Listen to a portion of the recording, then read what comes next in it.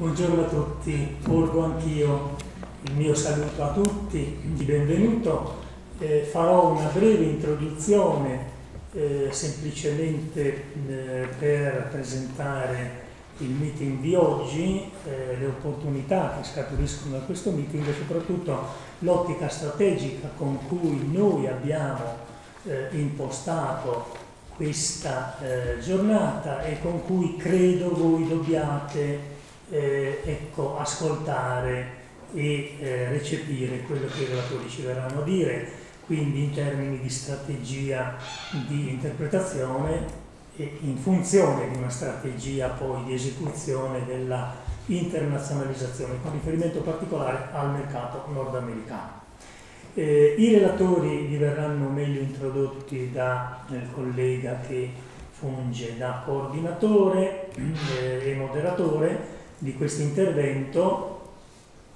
Vi voglio ricordare che nella cartella che vi è stata data c'è una scheda da compilare, vi prego vivamente di compilarla in quanto ci serve appunto per tarare e mirare gli inviti e in base ai suggerimenti che ci aspettiamo sempre di ricevere in questa scheda, di mirare anche la scelta, l'individuazione delle materie di interesse delle imprese. Allora, ho detto che farò un'introduzione, se qualcuno mi passa il telecomandino. Introduzione molto breve. Voglio introdurre, partendo dalla presentazione, non c'è bisogno che ve lo presento, dal richiamare un concetto importante in termini di internazionalizzazione, il contesto globale. Oggi parliamo di un contesto globale che è un contesto nuovo, in parte, ma senza dimenticare che i contesti di internazionalizzazione sono sempre nuovi, sono continuamente nuovi e questo è l'approccio che deve essere portato dalle imprese e quindi anche l'atteggiamento dell'impresa di conoscere per poter operare. Il nuovo contesto globale di cui parliamo e in cui inseriamo il seminario di oggi, le soluzioni che andremo ad esaminare oggi, è quello che nel termine più apocalittico viene chiamato trade war.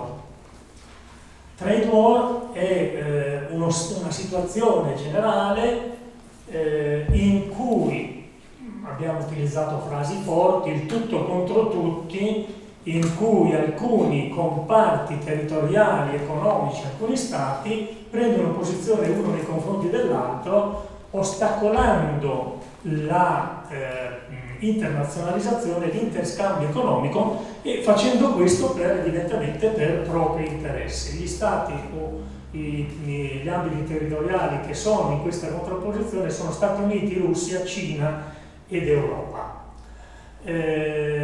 Una trade war, quindi le armi della trade war. Le armi della trade war sono i dazi, le sanzioni, l'ingerenza dell'intelligence, l'intelligenza artificiale e il predominio tecnologico. Vediamo ognuno di questi, in particolare i dazi e le sanzioni, come incidono. Ovviamente tutti sapete che la competizione economica internazionale è sempre più gestita attraverso attività di intelligence, come l'intelligenza artificiale e la gestione dell'intelligenza artificiale e quindi il predominio tecnologico. Vediamo che gli Stati Uniti hanno un problema di predominio o un timore di predominio tecnologico. Ecco, questi elementi sono quelli che determinano oggi le soluzioni di prevalenza di uno Stato nei confronti degli altri.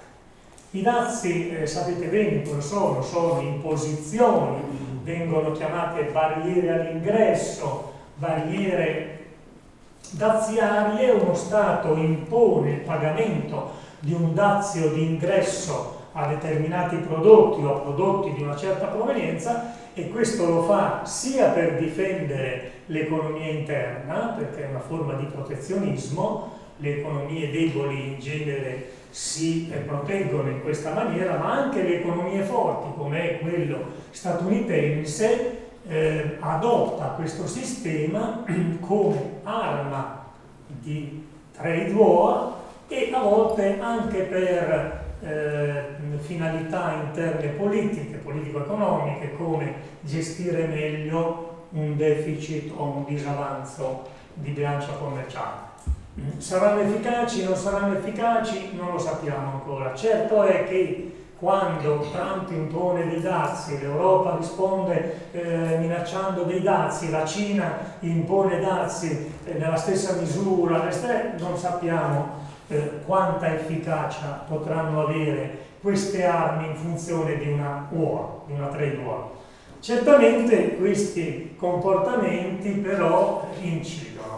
Le sanzioni invece, sapete, sono misure ritorsive contro determinati stati a fronte di comportamenti di qualsiasi genere, politico o economico o militare, anche non graditi, comportamenti non graditi a chi impone le sanzioni. Ricordiamo ad esempio le sanzioni della Russia, Stati Uniti d'America contro la Russia per l'invasione dell'Ucraina, ricordiamo le sanzioni nei confronti dell'Iran per lo sviluppo delle armi nucleari.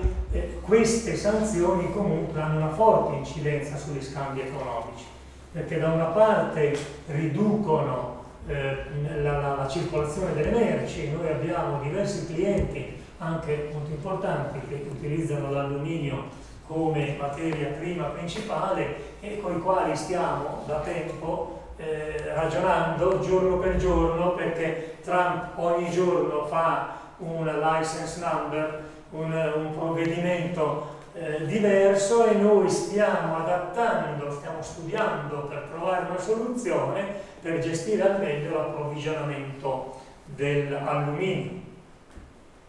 Quindi da questa premessa veniamo a dire le skills per l'internazionalizzazione.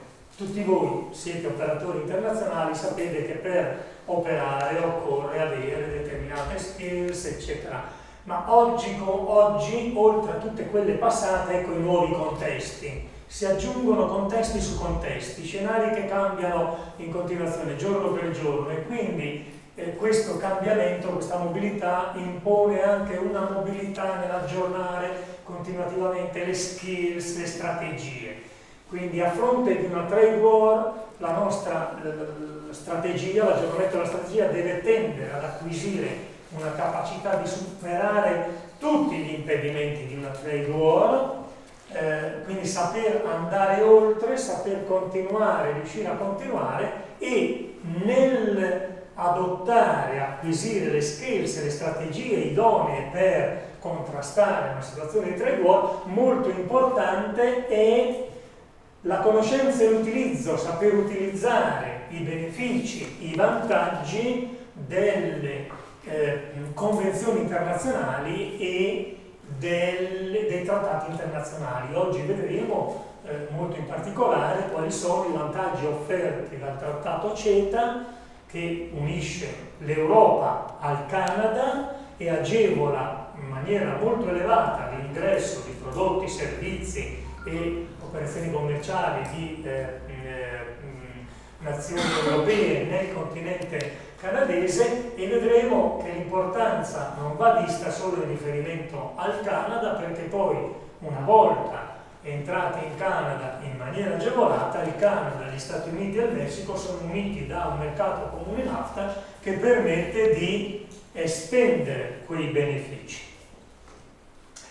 E in questo senso devo fare una conclusione più che altro per confrontarmi con i colleghi statunitensi. La consulenza strategica all'internazionalizzazione, ci sta anche questo, permetteteci di dire anche questo. La strategia di internazionalizzazione viene adottata dalle aziende, le imprese hanno le loro competenze all'interno dell'impresa, ma noi siamo convinti, e spero che le imprese ce lo confermino, almeno i nostri clienti ce lo confermano, che un aiuto importante è quello della consulenza esterna all'azienda, che possa apportare all'interno dell'azienda delle soluzioni, degli indirizzamenti o delle conoscenze normative che possono essere trasformate in strategia all'interno dell'azienda. Quindi la consulenza strategica all'internazionalizzazione, la consulenza in generale, la consulenza di tutti i consulenti dell'azienda passa da una consulenza operativa, il commercialista che tiene la contabilità, a una consulenza strategica, cioè non solo per gestire gli adempimenti, ma per creare quelle soluzioni che permettono all'azienda di crescere, di svilupparsi, di competere e di vincere nel mercato internazionale. Quindi anche da parte nostra noi diciamo sempre che ce lo diciamo internamente nello studio, che dobbiamo evolvere la nostra consulenza oltre che nel prestare un'attività di compliance, quella è chiara, quella è la prima base. Come studio legale internazionale noi formiamo ai clienti la compliance legale, fiscale e doganale, cioè qualsiasi operazione che il cliente fa noi la mettiamo in conformità, interveniamo per mettere in conformità legale, legale contrattuale, legale societaria, in termini di fiscalità internazionale, in termini di doganalità internazionale. Ma oltre a questo dobbiamo portare una consulenza, portare dei contributi che permettano all'azienda di generare l'operazione internazionale, l'operazione di business, il percorso di crescita. E in questo senso abbiamo, qui vi ripeto, vi prospetto quello che è un nostro interno, fa parte del nostro Business Development Plan. Siamo consulenti legali e siamo consulenti di impresa, non vogliamo limitarci a essere solo consulenti legali.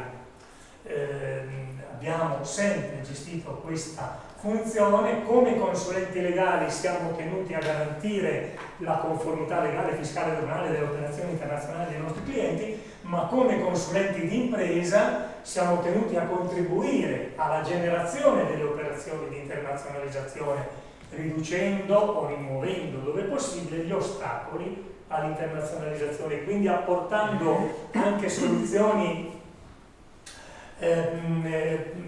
aggregate, non solo di diritto, sia pure in un arco esteso di diritto, dal legale contrattuale, societario, fiscale, internazionale, doganale, eccetera, ma anche fondendo elementi di economia o elementi comunque rilevanti per la generazione del business.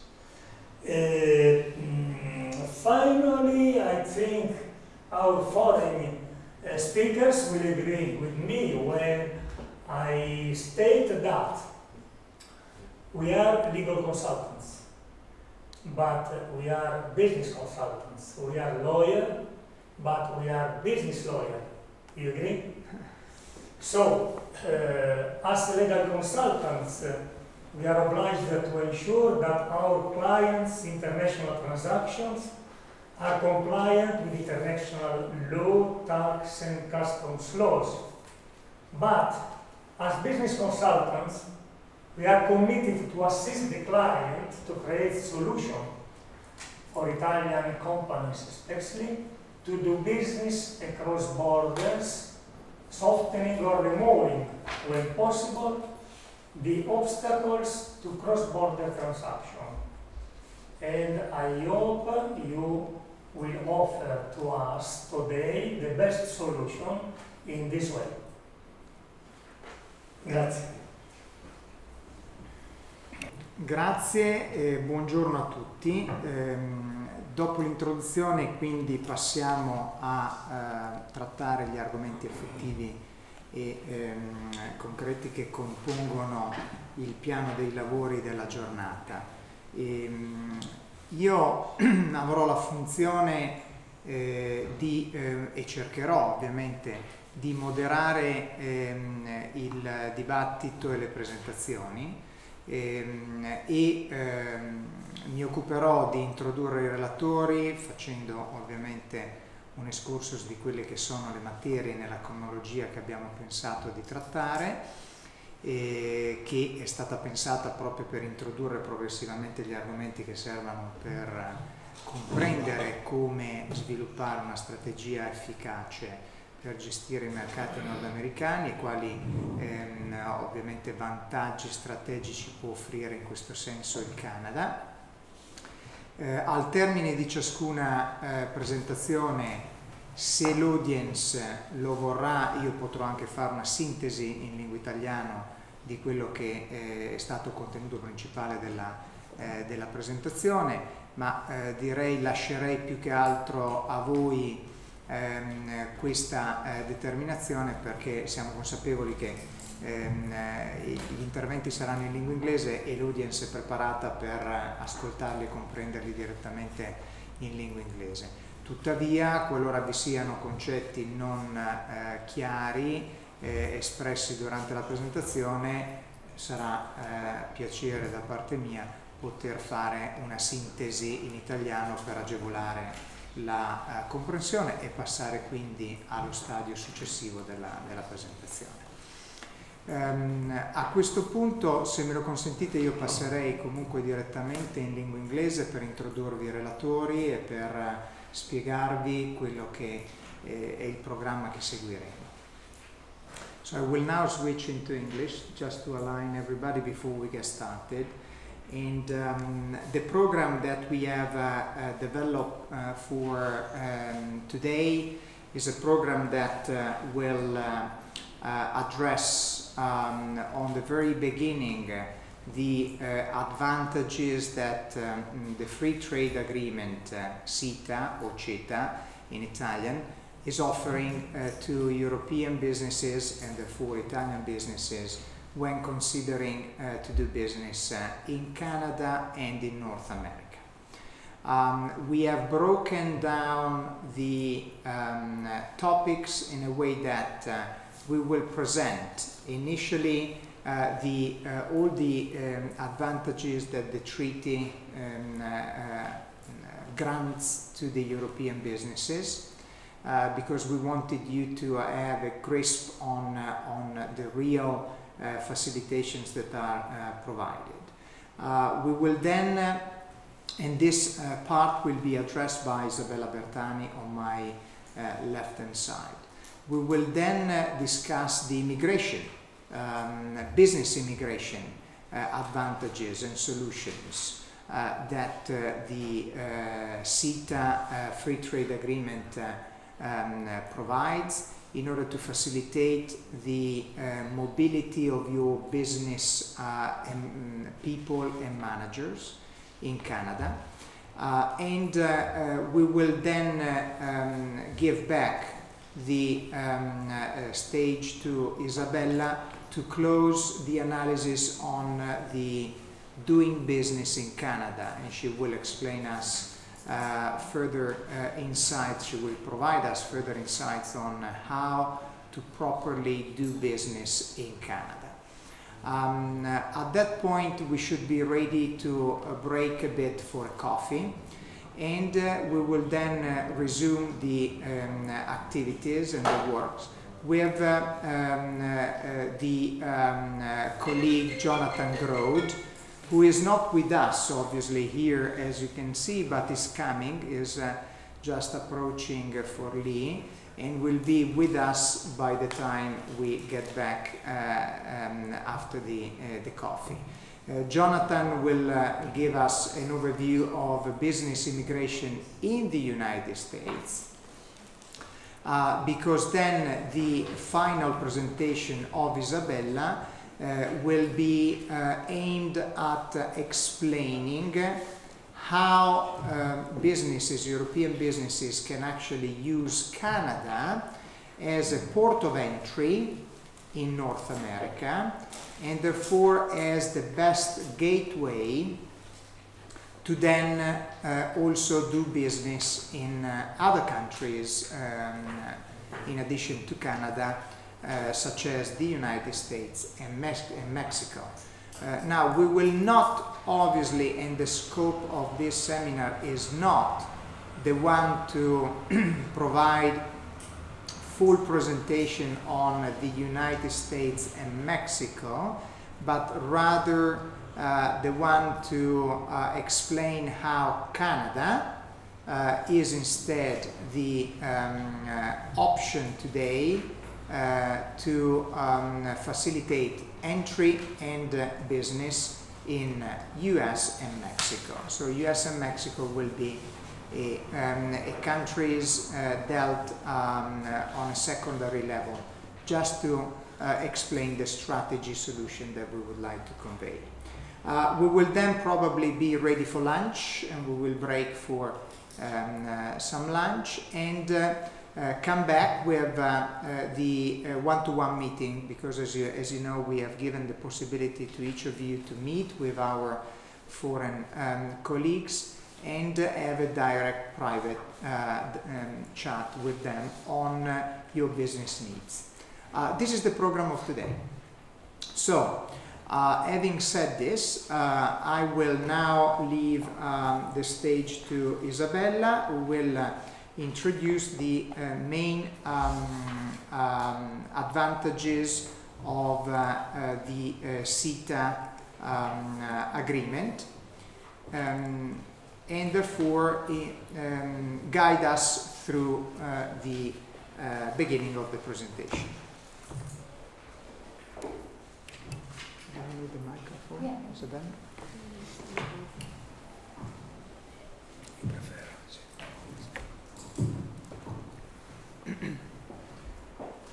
Buongiorno, grazie della Camera di Commercio di Forlì e Studio Franchette per l'invito a parlare. Mo cambio in inglese perché non parlo bene italiano e particolarmente il valore fiscale. So thank you for inviting me here. So my name is Isabella Bertani, as Lorenzo had introduced me. I have a few things to go through, so we will try to get through them and be as interesting as we can when we're speaking about some things. Stephen has emphasized that I have to be interesting and not too boring, so I will try my best. So I am with RSM Canada. We are auditors, tax advisors, and consultants. We're located in Toronto, and we have offices in 120 countries, and we employ more than 41,000 professionals. That said, our focus is middle market, owner-managed companies, and larger organizations. We are the 6th largest network in accounting and advisory groups. And these are our services that we cover through audit, tax, and consulting, so we can basically address most issues in this area for our clients. Myself in particular, I focus on foreign inbound businesses, so companies that want to expand their current operations into foreign jurisdictions. And one of the things that we've developed within RSM is a soft landing program where we will assist our clients with all the steps required to be comfortable in Canada in doing business, as well as in the United States, where we have offices.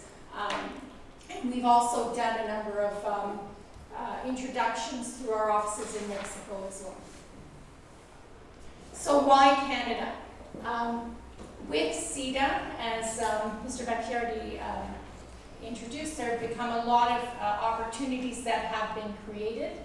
I'll tell you a little bit about Canada first. So Canada, the population is 36.5 million people.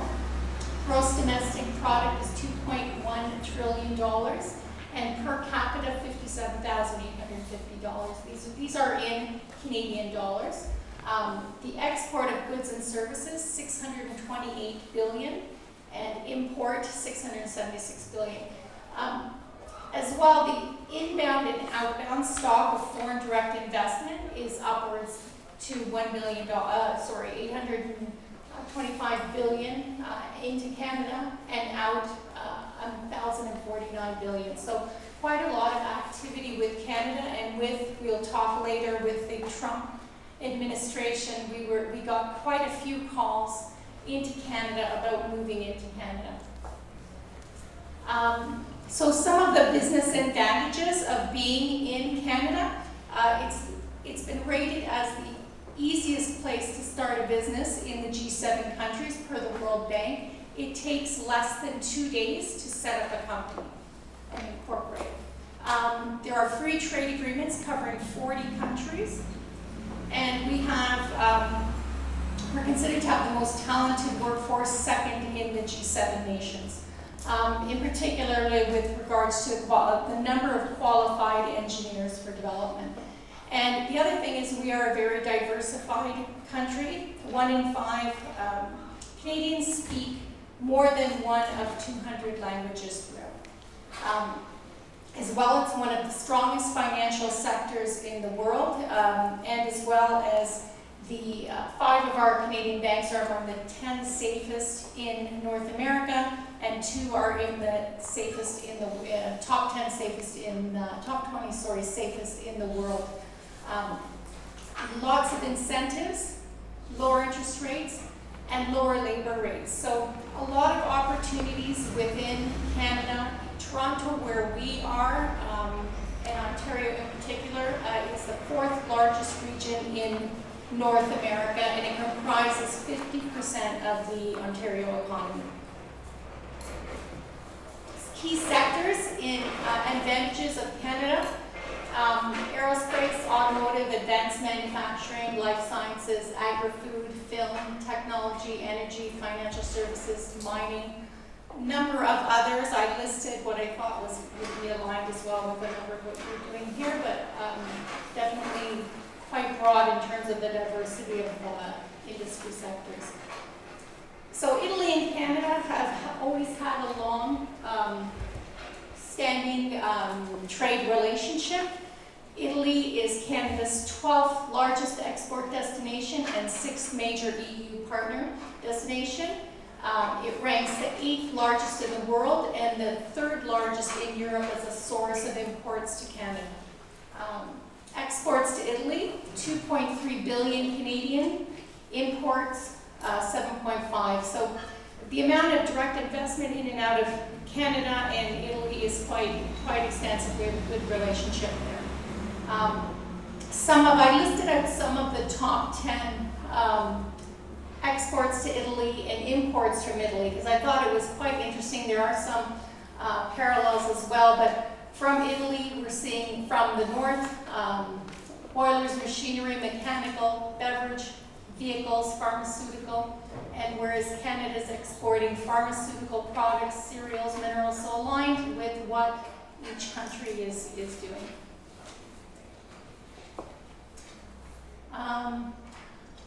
As well, I wanted to mention there was an agreement that was just entered. I thought I put a slide in, but just recently, in the last couple of years, there was an agreement entered between Italy and Canada where there will be greater collaboration on some of the research and development type things with universities and companies that have innovation to increase that collaboration between the two countries. So I'm sorry I didn't have that in there because I thought that was an interesting thing. So trade, and maybe we'll come up with, maybe I put it in the wrong spot, so maybe it'll come up later. Just in terms of, I want to give you a few definitions before we talked about trade specifically. So in terms of what a tariff is, I'm sure many of you know it is a tax or duty paid on a particular class of imports or exports. And then a quota, which are going to be important when we're talking later about CETA, is that it's a government-imposed trade restriction in terms of the number, the quantity of a certain particular goods that can be imported or exported during a particular period. And it's used to essentially equalize and help regulate the volume of trade between countries, particularly where countries have a certain resource that they're looking to protect. So it assists with that regulation. So CETA came into force on September 21st, and it brings with it a lot of opportunity. 98% of the tariffs that were there before were gone as of that date. The other, approximately another 1% are going to be eliminated over a time period. Proof of origin is very important. We'll talk about the rules of origin when it comes to that, meaning there has to be a declaration of where those goods originated, because it is very important to get that met in order to qualify for CETA. The main sectors from a Canadian standpoint that are going to benefit are agriculture, forest products, metal, fish, seafood, automotive, oil and gas. From where you have in this region where you're going to have some manufacturing, where you're going to have some food and processing and such. With manufacturing, most of the tariffs have been eliminated. Food specific, there are tariffs and quotas. So we will go through some of those as we go along. So just some of the main overview, the government procurement process, where you can go in and bid, on government contracts that are offered by the government. That's been opened up and made it a little easier. Approximately $3.3 trillion of Canadian of these types of procurement contracts are offered annually. So that definitely opens up a little bit of opportunity for companies coming in. The other thing which Stephen Green is going to speak about in a little while is the trade in services and mobility. The ability to transfer labor has been definitely, the temporary provisions have been lightened.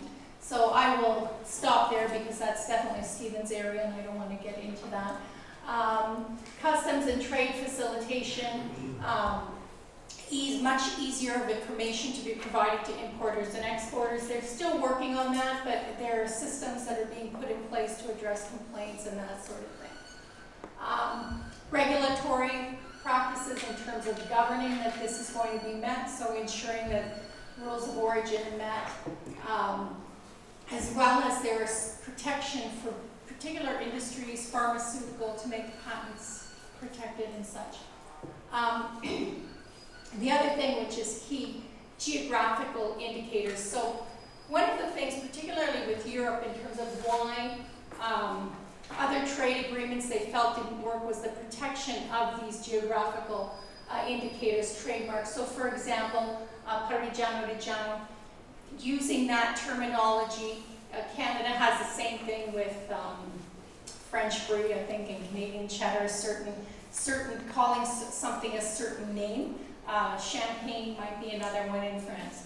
So that has, those geographical indicators have been, the list has been expanded to include 179 agricultural products and foodstuffs originating in Europe. So that actually was one of the main things. Investment provisions, I won't get too much detail into that, but the investment threshold rules in terms of the review have been increased for companies going into Canada, for investment into Canada, and vice versa. So what are the rules of origin? So there are a number of different categories in terms of the goods and services that are provided. And under the rules of origin, the product's originating status must be clearly defined in terms of where is this good from, in terms of does it meet the EU definition so that it can be covered under CETA. So they must have undergone sufficient production in Canada or the EU to be deemed originating for the purposes of the agreement. Now, what is that?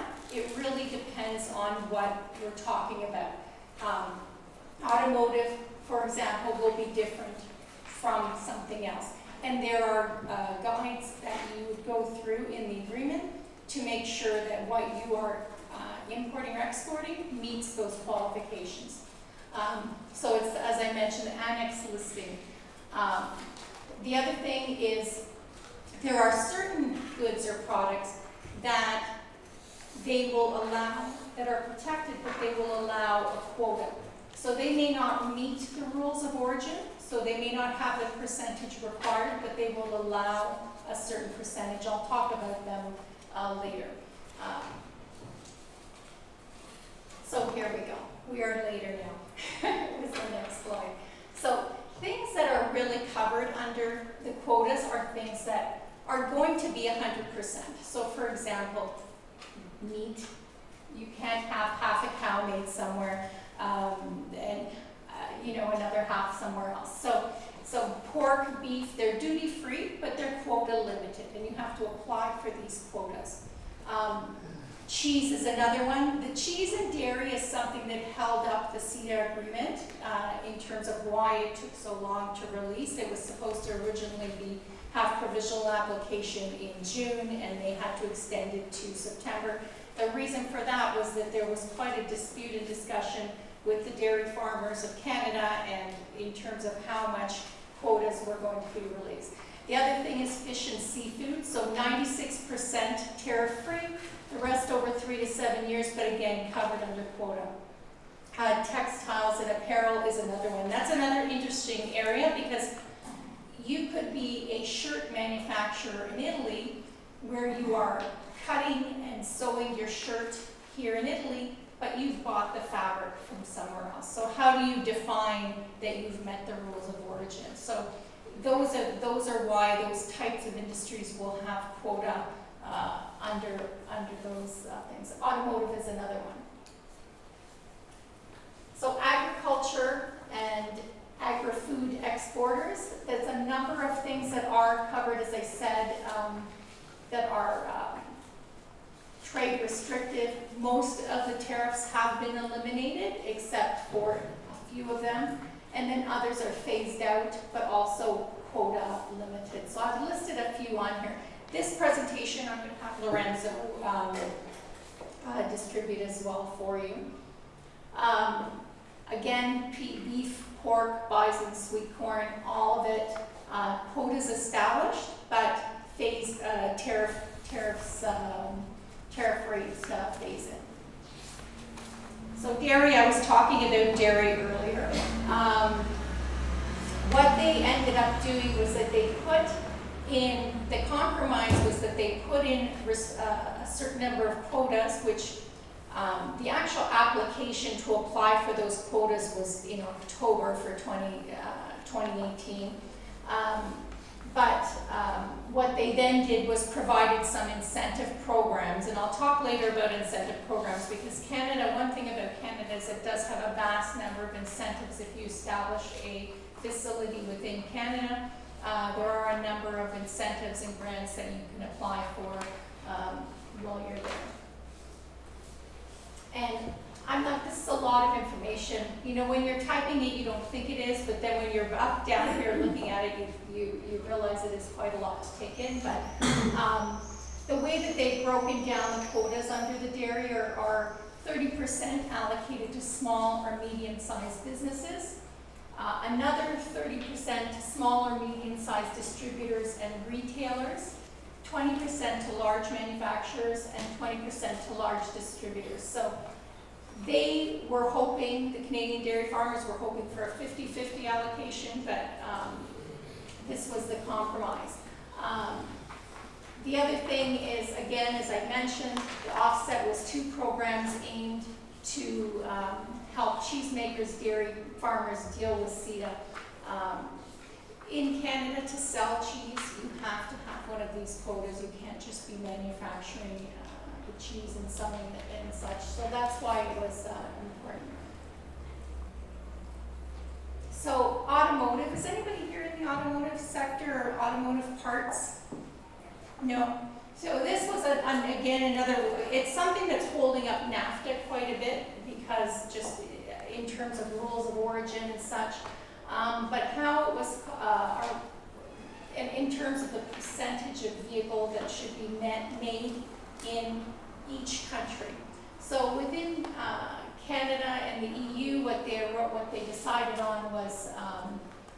50% of the originating content. So you have a car, you're going to half produce it in the EU, or the parts are going to be half produced in the EU. They're going to be shipped to Canada, and the car would be completed in Canada. So the percentage in terms of qualifying for the tariff-free has to meet that 50% preferential treatment in order to qualify for the tariffs. If it doesn't, then you don't get the tariff-free. After 7 years, it's increased to 55%. Now, part of the compromise is 100,000 vehicles are allowed containing up to a higher percentage. So that's how it is for automobiles. I only bring it up as an example, even though a lot of you aren't, even though you're not in that industry, only just because it really describes some of the contentious issues when you're talking about trade agreements in terms of how our company's going to meet these, how our country's going to meet these restrictions to be able to get the tariff-free.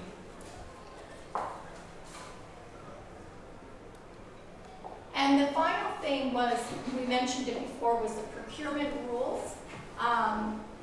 With the CETA, it has given companies access, EU companies, to access to government procurement in Canada, and Canadian companies access to government procurement in the EU. So in the EU, you have the tenders electronic daily. Companies can go from Canada, can go on and look for competitive tenders that they can apply for and provide a bid. And a similar system is in Canada that the EU companies can go and apply there. So this was available before, but it has been extended to allow hospitals, local governments, health boards. So if you are in, for example, an industry like you manufacture boiler systems, for example, and you know hospitals need these types of things, and you find out that there's a contract available in Canada, you can, if that is a public tender, you can go online and apply for it. There's a process to do it, and that definitely gives some opportunities. So, did anybody have any questions? I know I ran through that pretty quickly. Yes? How does it work for the wood-added products for cosmetic products? Sorry, sir. For cosmetic products? Oh, for cosmetic products. Okay, so cosmetic products there are quotas. I don't have them memorized, but I can help you look them up. I can show you where to look them up afterwards. As I mentioned before, there's a whole schedule of every sort of thing, and you can look and see how much of the tariff has been eliminated. Is there a quota? And what you would be paying. And remember, it's not just you export and suddenly you're not going to get the tariff. There is a process to make sure that you are registered under that program, and your export broker will be able to assist that as well. So we can look that up for you afterwards. Anybody else? Okay. Bene. Thank you Isabella for the presentation. Quindi sostanzialmente un brevissimo recap. Queste sono delle previsioni ovviamente succinte, ma comunque che danno l'idea del funzionamento del trattato di libero scambio, che come i trattati di libero scambio che conosciamo in altri paesi offrono l'abbattimento delle tariffe intese come dazi doganali su prodotti manufatti o in Europa destinati ad essere venduti in Canada o manufatti in Canada con destinazione di mercato in Europa. Ovviamente ci sono delle regole da rispettare per poter ottenere la riduzione o l'esenzione da dazio doganale. Queste regole si chiamano principalmente regole di origine del prodotto. La regola di origine comporta che il prodotto intanto è ammesso nel mercato canadese o europeo in esenzione o con una forte riduzione del dazio doganale, in quanto il prodotto è stato manufatto in uno dei due paesi, quindi in Europa se è destinato per il Canada o in Canada se è destinato per l'Europa, e soddisfa la cosiddetta regola di origine che per ogni settore specifico ha una sua declinazione, che in ogni caso in linea di grande massima comporta che le materie prime con le quali il prodotto viene utilizzato siano di origine comunitaria, ovvero laddove, oppure canadese, ovvero laddove le materie prime non dovessero essere di origine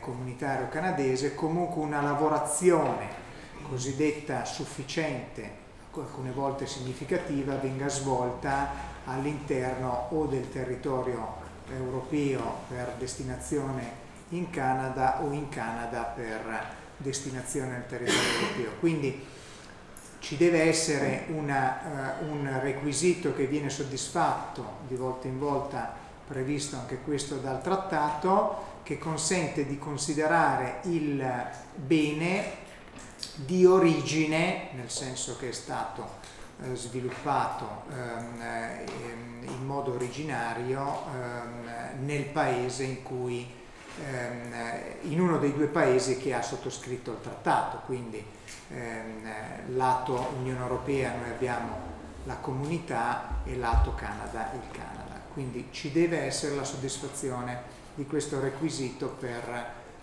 l'origine della merce.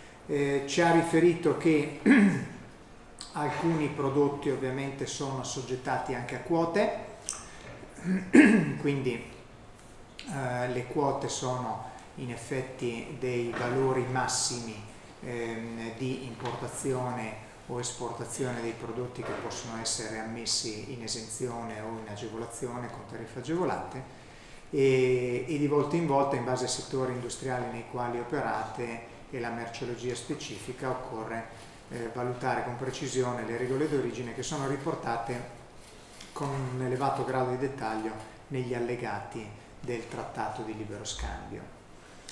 Bene, dicevamo il trattato ha la funzione principale di eliminare le tariffe, i dazi, ma anche altre funzioni che sono quelle di rendere agevole, come ci diceva nella parte conclusiva, la partecipazione a bandi pubblici per la fornitura di merce, quindi imprese europee possono partecipare a bandi indetti dalle autorità governative canadesi e viceversa, imprese canadesi possono accedere a bandi comunitari dei vari Stati membri, ma ha anche la funzione di agevolare e facilitare la movimentazione dei lavoratori e dei manager, perché voi sapete che tutti i progetti industriali per la loro realizzazione e implementazione necessitano di essere comunque gestiti e sviluppati dalle risorse umane, dalle persone, dai manager, dalle persone capaci che ognuno di voi ha in azienda. E quindi la parte relativa alla cosiddetta business immigration è strategica anche per poter effettivamente consentire al business di crescere e prosperare. Consentitemi ora quindi di introdurre il nuovo relatore. I will now switch into English again, and I was just saying that the CETA agreement not only reduces the tariffs and custom duties, but it has also the important advantage of facilitating the mobility of managers and executives, personnel that each of us has to move around in a global economy. Therefore, it is now time to discuss business immigration and how Italian managers can easily get access to the Canadian market in order to support the Canadian operations of your Italian companies. The matter will be addressed by Stephen Green on my left hand side, nearby Isabella and Cristina Guida on my right-hand side. Stephen will surely present better than I can possibly do his law firm, but I can tell you that Green and Spiegel is a unique law firm because it deals only with immigration. They do nothing but immigration, business immigration, and they are highly specialized on moving people into Canada and make sure that they can stay and work. Green and Spiegel is based in Canada and the US, and that's the reason why later on, when Jonathan Groth is with us, who is running the US operation of Green and Spiegel, the three of them will deal with also the US immigration issues. But I said it even beyond the need, and I will then leave the stage to Stephen and Christina. The two of you will manage the presentation, and we'll discuss the immigration issue now. Good morning. I apologize, my Italian is not very good. I love the Italian cuisine, so that's my expertise, but not the language. What I'm going to do today is really give you some information about how to move people to Canada. So I don't deal with goods like Isabella does, I deal with the human beings and how we get into Canada. And as Isabella has told you a lot about Canada, I think it's important to understand how Mr. Trump is affecting us from a business standpoint, and more so from an immigration and company standpoint. The companies that are located in the United States are quite concerned about their workers. And just like in Italy, Canada, the United States, we lack a lot of special skills.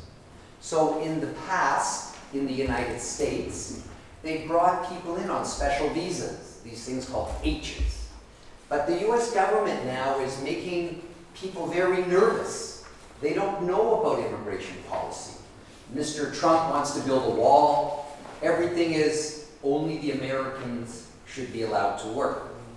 So companies are concerned that they're going to lose their key people, and therefore they're looking to Canada to set up offices, set up manufacturing as much as they can in Canada, because they can still sell their products to the United States.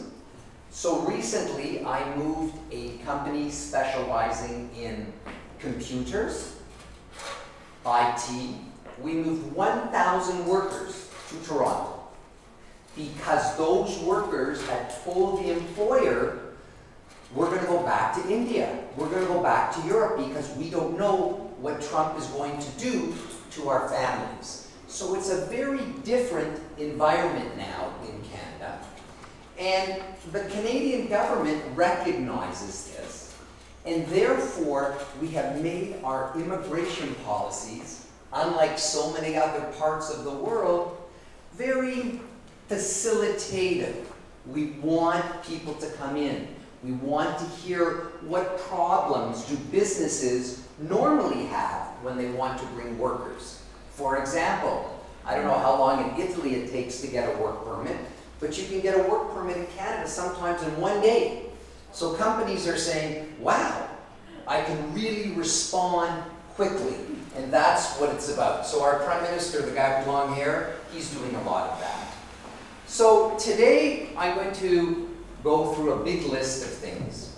I will try to do it slowly and clearly, so you understand how really Canada is with respect to bringing people in. And you always saw him with that hat, "Make America Great Again." Well, he's really making Canada even greater because of his policies. So anybody, regardless of how they wish to come, be it a worker, a visitor, because they fall in love with one of us, must be healthy and must have no criminal record. So we want to make sure to start that way. We have our own criminal problems, we don't want any more, so we make sure that people don't have criminal records. One of the biggest sort of issues that we see is driving and drinking in various parts of the world. Canada is very strict on that. So if you have an offense against that, sometimes you cannot come into Canada. And more countries now are introducing a sort of check before you come. And Canada did that last summer. We call it an ETA. And what that is before anyone from Italy wants to come and visit us, even as a visitor, you must go online, give your name, your background, your passport number, and you get a special clearance. The United States has had this for a long time. But Canada now requires everybody who comes from a country that does not need a visa, like Italy, like Germany, France, you must fill this out for $7, so about €5. And if you don't, you can't get on the airplane. So it's very important that applies to everyone inside of Europe who wants to come and visit us. So Isabella talked about CETA, the removing of tariffs. Well, we did CETA and we removed a lot of the problems with bringing people into Canada to work. And the first one is called a business visitor. If you want to come and explore and do business in Canada, you can come. You can come under CETA for 90 days and you can extend that longer for meetings. But a really interesting part about the business visitor is for people that sell products to Canada. If you sell a product and if you make the contract include something about installing, something about repairing in the future, then that person that you have working here can come and do that work in Canada without a work permit. So Christina can maybe talk about an example that we recently worked with Lorenzo and a company here to do that. Yep. So good morning, everyone. So as Stephen explained, I worked very recently with Lorenzo and one of his clients in exactly what Stephen just explained. It's something that's called after-sales service. So we had a company, our client, who had marble that they manufactured here in Italy, and it was being shipped to a Canadian customer. So through the CETA allowances, we were able to bring the installers, the specialized installers of the marble equipment to Canada in order to install it for the Canadian client. And we used the CETA exemption. We actually used the full 90 days in order to allow them. So we had about, I think it was 6 or 7 workers that came over to Canada. And in working with Lorenzo, we were able to get the contract, as Stephen just explained, that basically outlined this is the equipment that's being bought. Installation is part of the purchase agreement, and therefore we were able to transfer the Italian workers with, in my opinion, with ease. And all they needed was the ETA and the packages that we put together, and they were in Canada for the full 90 days with no issues and were able to work. So if you are someone that's selling products to Canada, please make sure that you put that little paragraph in that there's after-sales service, after-sales installation, because if Lorenzo had not done that for his client, we would have had a very difficult time in trying to get those marble specialists inside of Canada, and we could not have taken advantage of the CETA. The next group is the investors. If you have an idea, you want to open up a company and start in Canada, you can indicate that you're going to do that, and our government will give you a work permit to do that. So you're opening up your own company, you are going to invest in Canada, and you are the senior person that's involved in establishing that company. So that's the investor category. And again, we're looking at companies that are going to spend money in Canada to create jobs, and we want to make that easier for them. The next group is the transfers. The United States has this, and I think Italy also has it, that if you have an executive or someone that has special knowledge of what you do in your factory or your business, then you can set up a division inside of Canada, and you can transfer those people to work for you inside of Canada. And it's very helpful for companies to do that. And again, this can be done in one day. You just show up at the border, you have your documents, and you can get your work permit. But the big advantage for the CETA is that it expanded to people that are graduates. A lot of times you have new people working in your company that are training, and you want to give them some international experience where you can use the transfer program to transfer that graduate to come and work in your Canadian office. And a lot of companies are using this. It does not require a large investment. It really requires Isabella's help to set up the company, understand the tax with respect to employees and things like that, and you can come fairly quickly under that transfer provision. The next one to help move people under CETA is really interesting. If you have a contract with a Canadian company, so you own a company here and you set up a company, you have a company here and you have employees that you want to send to work for the Canadian company, you can do that.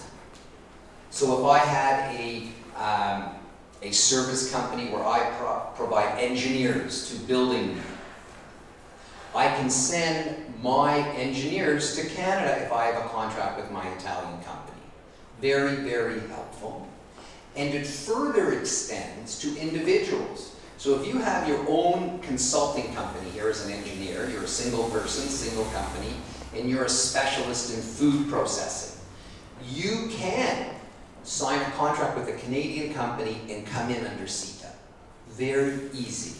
And there's a huge list of eligible people that can take advantage of these types of contracts to do that. And you'll see some of them, you know, in the engineering field, in the mining field.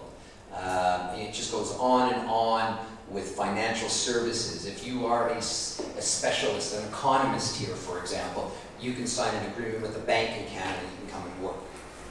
And so you don't have to question what is the labor market like in Canada. We don't look for Canadians or permanent residents that live in Canada. You just have to be able to show that you're an independent person and you have a contract with a Canadian company in some of these specialized areas.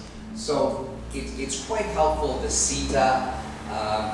We are, as a Canadian government, are trying to promote it, and so are all of the European countries that signed this last year, because they want to show the rest of the world how important free trade is between everyone. So France, for example, I know is spending a lot of money advising French nationals of the CETA and how to take advantage of it.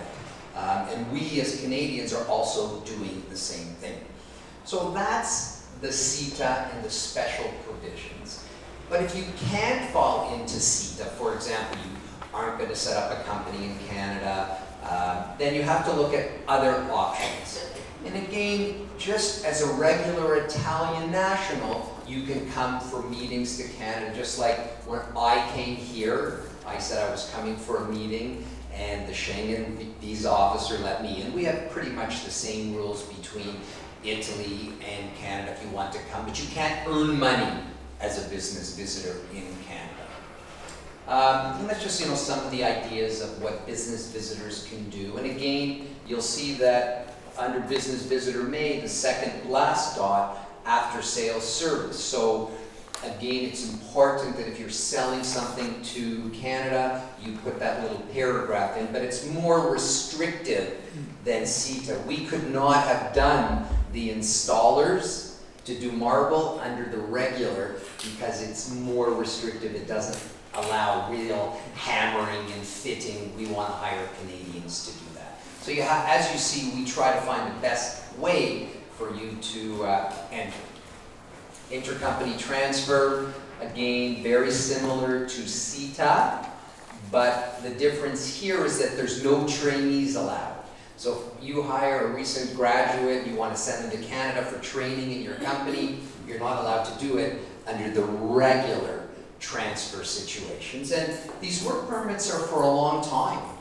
If you come as a specialist and you're transferring to Canada, so for example, if I'm an IT specialist in computers, I can transfer to Canada and get a work permit for 5 years, pretty long.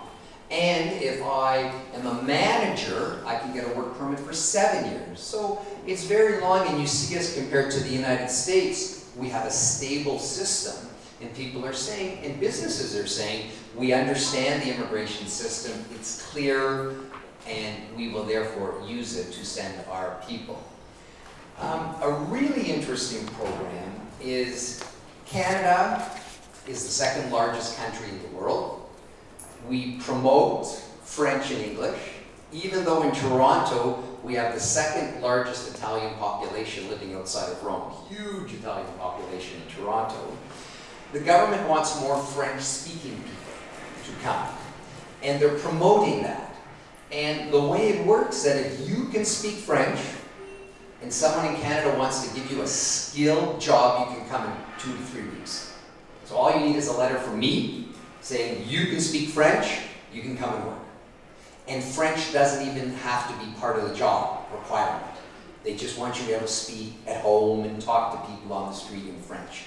So it's very interesting how we're trying to promote French culture and the language. And unlike the United States, where people come from all over the world and they want you to become American, we don't believe in that in Canada.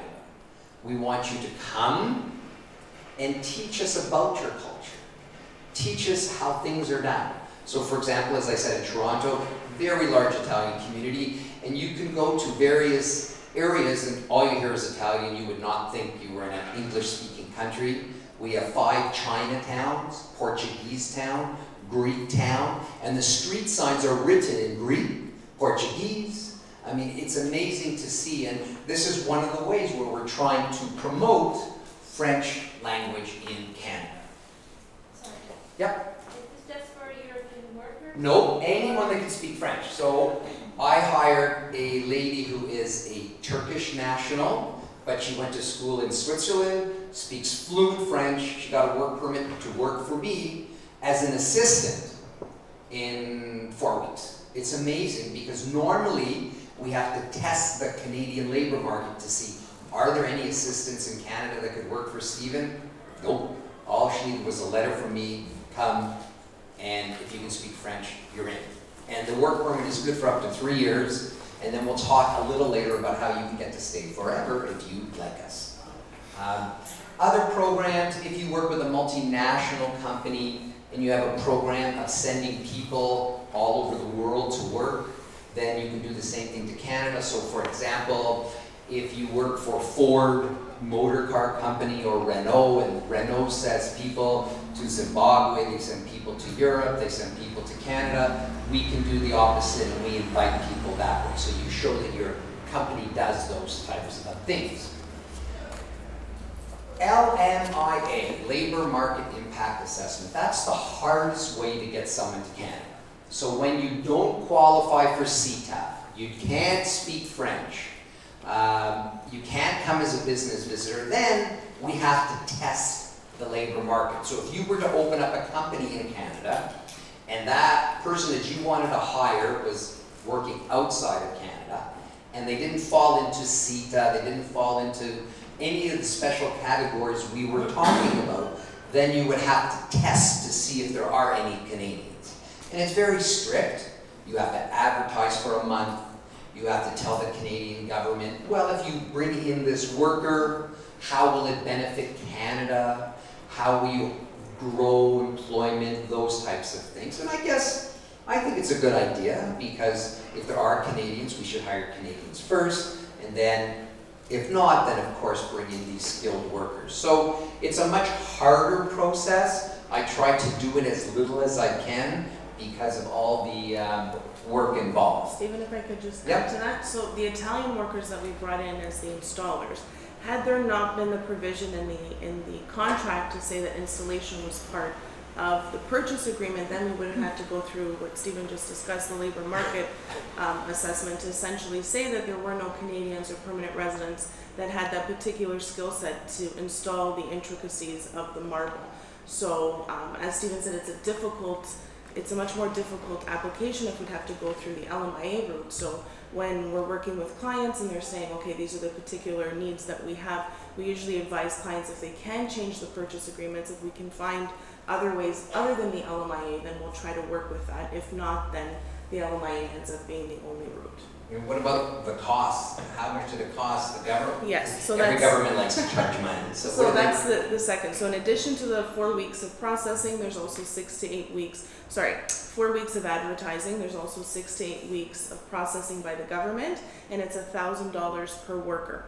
So essentially we had 6 or 7 installers coming in, so that would cost the company about $7,000 Canadian per application, versus the business visitor, which only included the $7 for the ETA. So it's about managing costs. So it's very helpful. As I indicated, one of the biggest complaints that employers have is the time it takes to get people in. And sometimes a company will call us up and say, Stephen, we only need this engineer for 7 days, 10 days, very fast. How do you bring them in?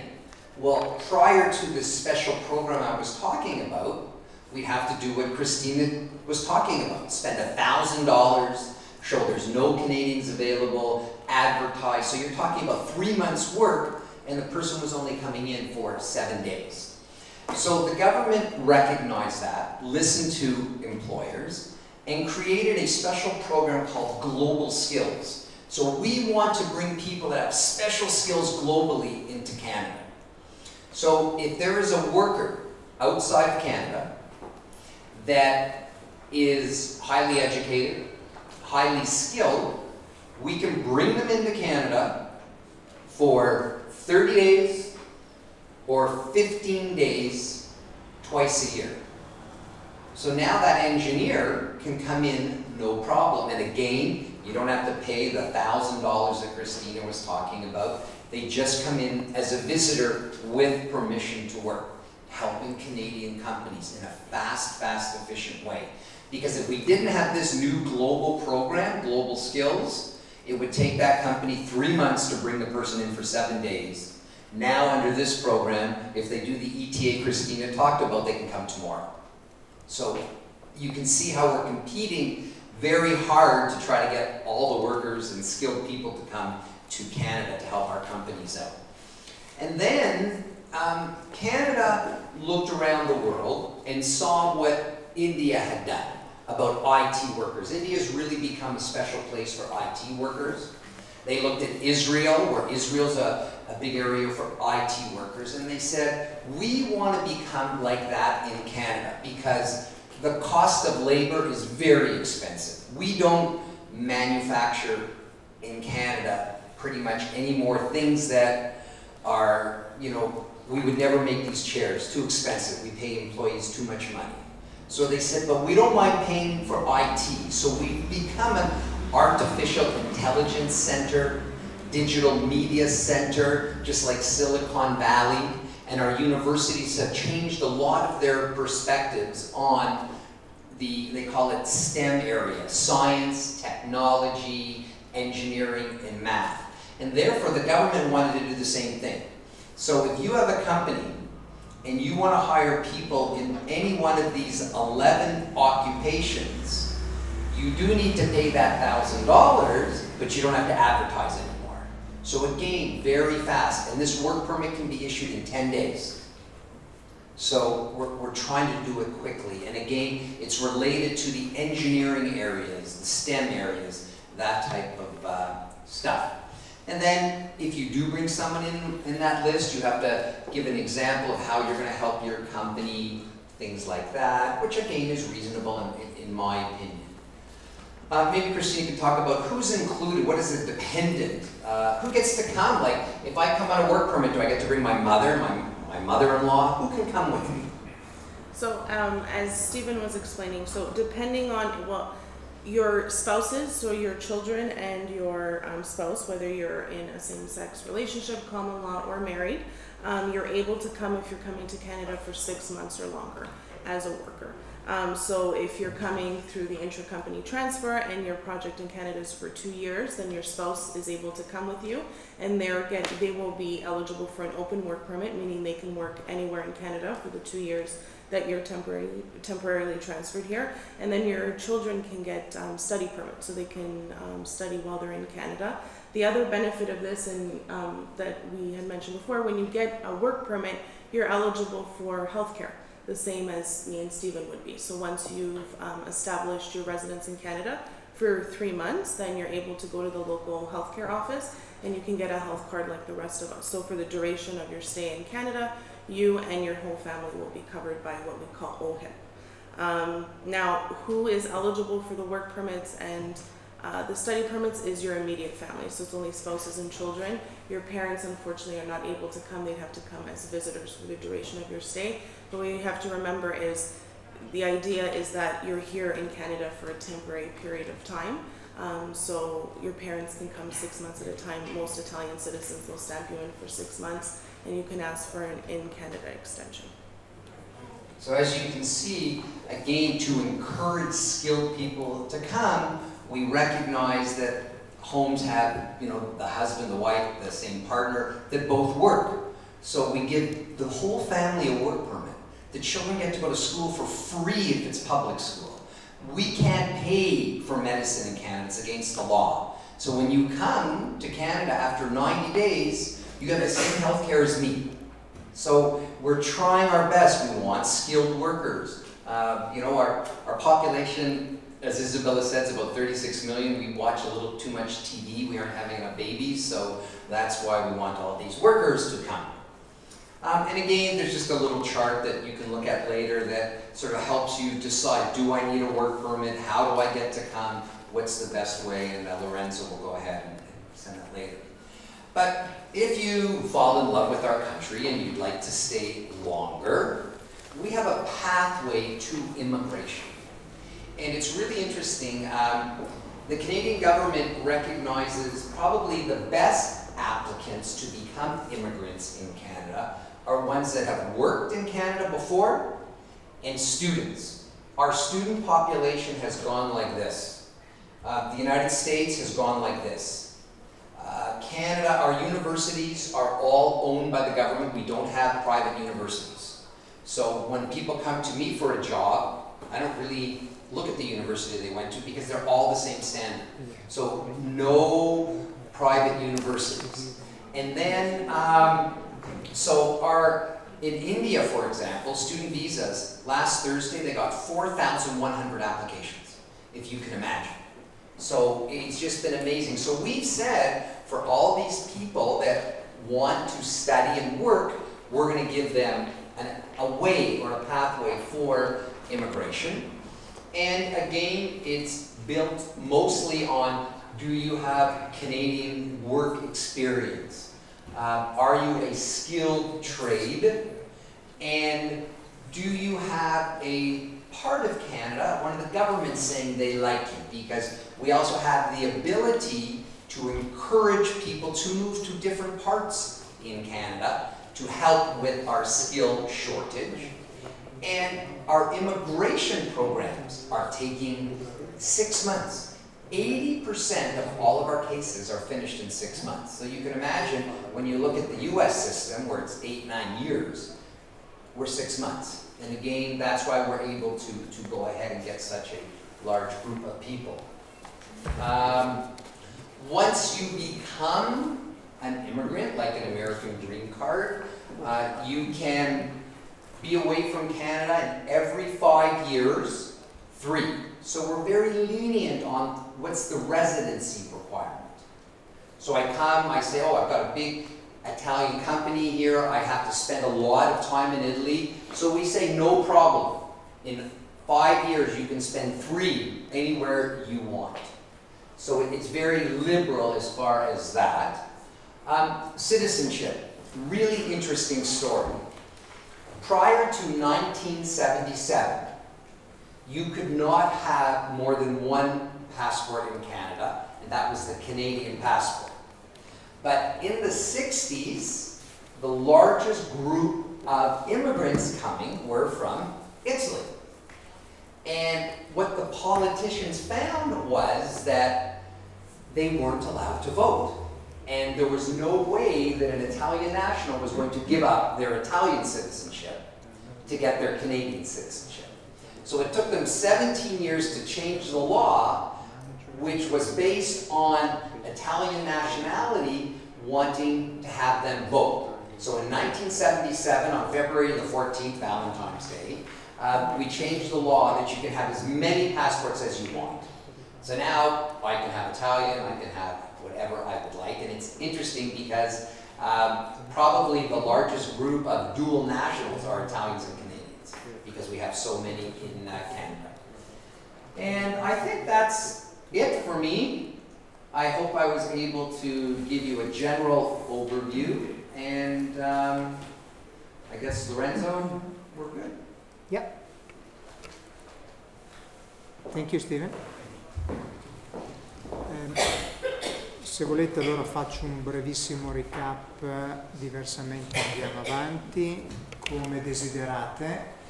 Le opzioni comunque in ambito di diritto dell'immigrazione sono varie, sono solo state rafforzate dal trattato di libero scambio, perché già in precedenza il diritto dell'immigrazione canadese prevedeva e prevede, continua a prevedere, numerose opzioni per manager o investitori comunitari, italiani in particolare, affinché possano entrare nel mercato canadese e operare in soddisfazione delle varie esigenze che possono avere. In ogni caso il trattato di libero scambio CETA ha introdotto una serie di soluzioni che tendono a facilitare, velocizzare, contenere i costi per l'emissione di visti d'ingresso specifici a supporto principalmente di aziende che operano o intendono operare nel mercato canadese. L'esempio classico che abbiamo fatto e che Cristina Guida ha illustrato, che è un esempio che ha coinvolto un nostro cliente nel settore del marmo. Qui il cliente aveva un contratto di fornitura con posa in opera del marmo in Svizzera, e il contratto di fornitura sin dall'origine prevedeva sia la vendita del marmo ma anche la posa in opera, perché poi l'opera era un'opera chiave in mano sostanzialmente. Non si limitava l'azienda a vendere unicamente le lastre di marmo, e poi complessivamente l'opera dipendeva dalla capacità che i singoli posatori e dalle caratteristiche tecniche che i singoli posatori potevano conoscere e comunque applicare per assicurare che quel concetto d'arredo, che era stato poi l'oggetto del contratto di fornitura, del contratto d'appalto, fosse realizzato all'interno dello stabile nel quale venivano installati i marmi. Quindi in quel caso abbiamo utilizzato le facilitazioni del trattato di libero scambio, perché avevamo bisogno di essere veloci, poter permanere un tempo sufficiente. Avremmo potuto utilizzare anche gli altri istituti di diritto dell'immigrazione di diritto canadese, perché come avete visto ce ne sono diversi, ma avremmo dovuto soddisfare requisiti o seguire procedure più articolate, con un aumento dei tempi, dei costi, e soprattutto quello che si diceva l'advertising e il market testing, che comporta sostanzialmente andare a verificare se l'impresa italiana può reperire nel mercato locale installatori che abbiano le stesse caratteristiche o le stesse capacità rispetto a quelli che noi invece volevamo inviare dall'Italia. Questo è un po' un aspetto critico, perché poi ci si trova a metà del guado con la necessità di fare queste verifiche. Non sempre magari le verifiche hanno esito positivo, nel senso che non sempre le caratteristiche dei nostri tecnici sono così uniche da essere non reperite o non reperibili sul mercato locale.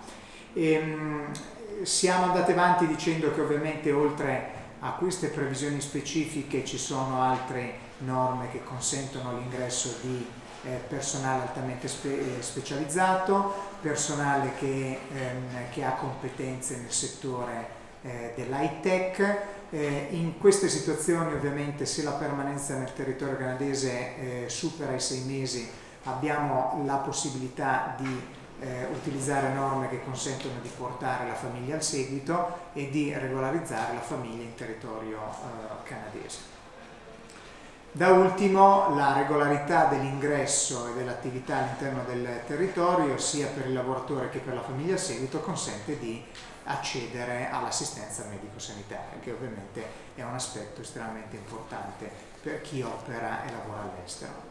Questo come sintesi di quanto abbiamo rappresentato per quanto riguarda l'immigration, la business immigration in Canada. Ora, prima di sospendere per il coffee break, orientativamente verso le 11:30, completiamo la presentazione su il Canada, trattando quelli che sono gli aspetti al di là del trattato di libero scambio, delle facilitazioni che abbiamo visto.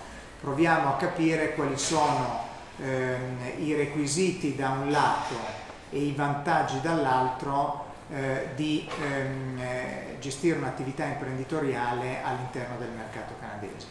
E questo ci verrà illustrato da Isabella Bertani a completamento della presentazione iniziale sul trattato di libero scambio.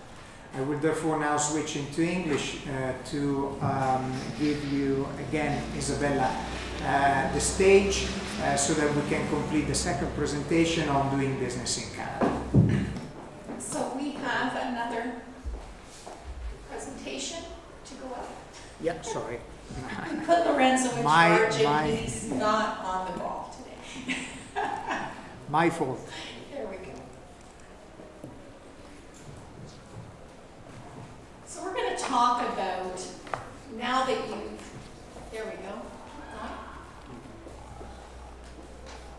We're going to talk about, now that you're excited about Canada, what are the few ways that you can enter the Canadian market? Because there's more than one. So, but before you now know about Canada, before you say, okay, I want to go there, you've got to look at what are your objectives. What do you want to accomplish? So, do you want to expand your market? Do you want to increase your global footprint? Do you want to take advantages of CETA and NAFTA, using Canada as a gateway, which we'll talk about later? Do you just want to establish a sales office? You've got a manufacturing facility here. You want to just have a way to sell in other jurisdictions. Canada, as I said, offers some R&D incentives. That could be another option. You want to access skilled labor. So there's a number. Once you know what your reasons are, that will drive the structure of your organization. So it's always important to first step back, say, what are my objectives? And from there, then we plan and we will discuss with you what is the best way to set up in Canada. And that's part of the things that we do with our soft landing program that I mentioned to you before. So there are a few ways. So the first way, this is the second way up on the screen, but the first way is you just take advantage of CETA through the import-export. So you're going to have your facility here. You just want to access those markets. You can do that through CETA that I explained to you before, and export your goods. And you're not really having a presence within that, within Canada, other than you may have a distributor within Canada helping you distribute your product. And that can be a search in itself to find the right distributor. And also, even with, and we were talking earlier about the question about pharmaceutical products, for example, even if you are going to access through importing or exporting, you still have to make sure that the product that you are exporting meets the guidelines within Canada. So one of the things about cosmetics is it could fall under the pharmaceutical because of the way that it's manufactured, and it has to meet the guidelines there under, I'm not sure if it falls under Health Canada, but it may. So that's one of the things that we would need to explore when you're doing that. So the second way of going into Canada is through a branch. So a branch is not a legal entity, but it means you have a presence, a permanent establishment within Canada. So Canada is made up of 10 provinces and 3 territories. I had to think about that because they added one after I left high school or university, and so it kind of escaped me there.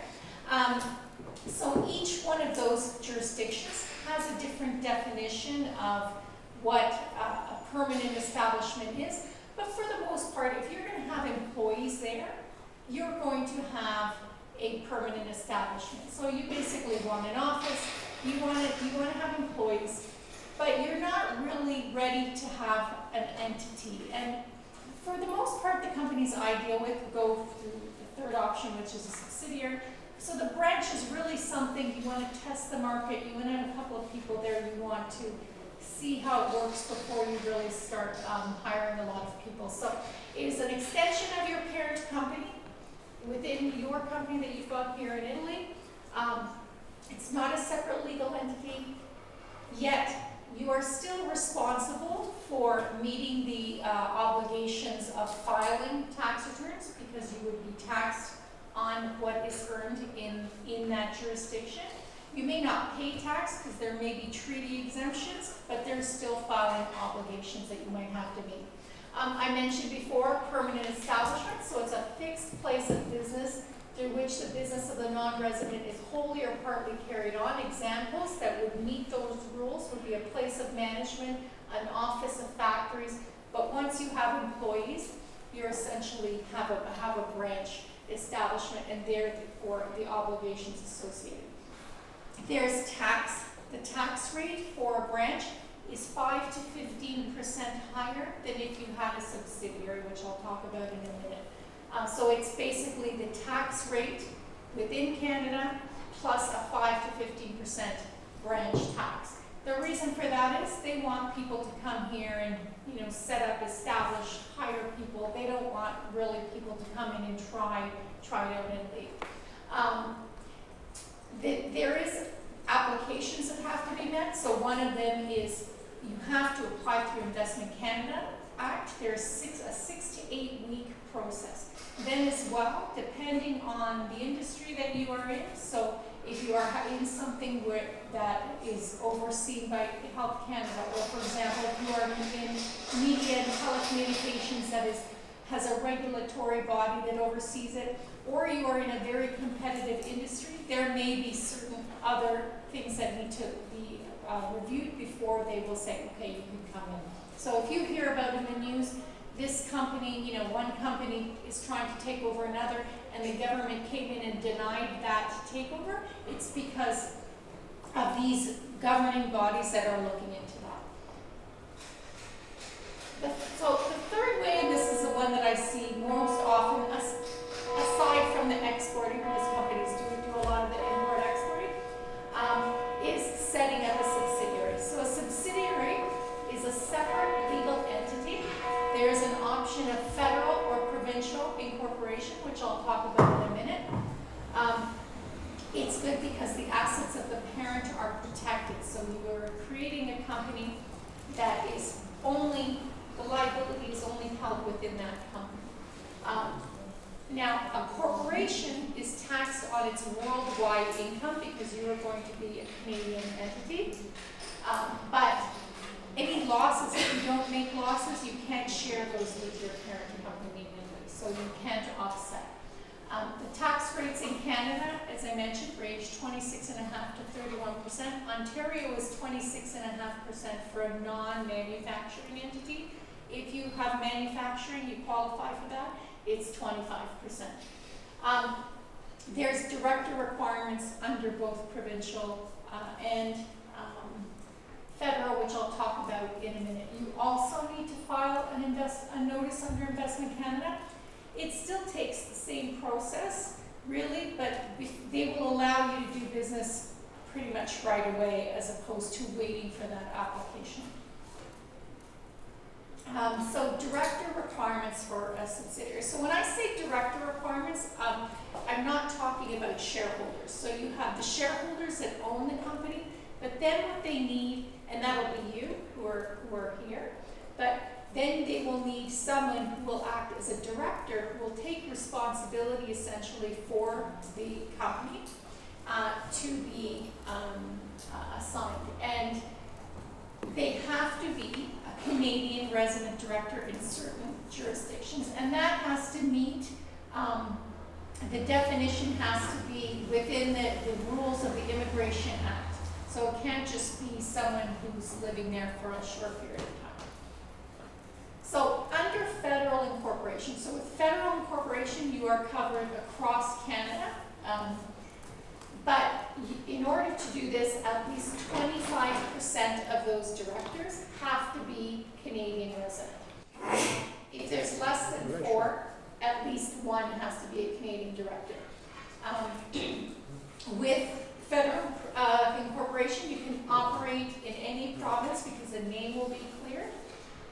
There are French language requirements in Quebec, and I think even if you're hiring a certain number of employees, I think it's over 100 employees, and I could be wrong. I think this is, Stephen may know the answer, but I believe that once you get over 100, you need to have everything in both English and French. So Quebec is always a difficult challenge to get in.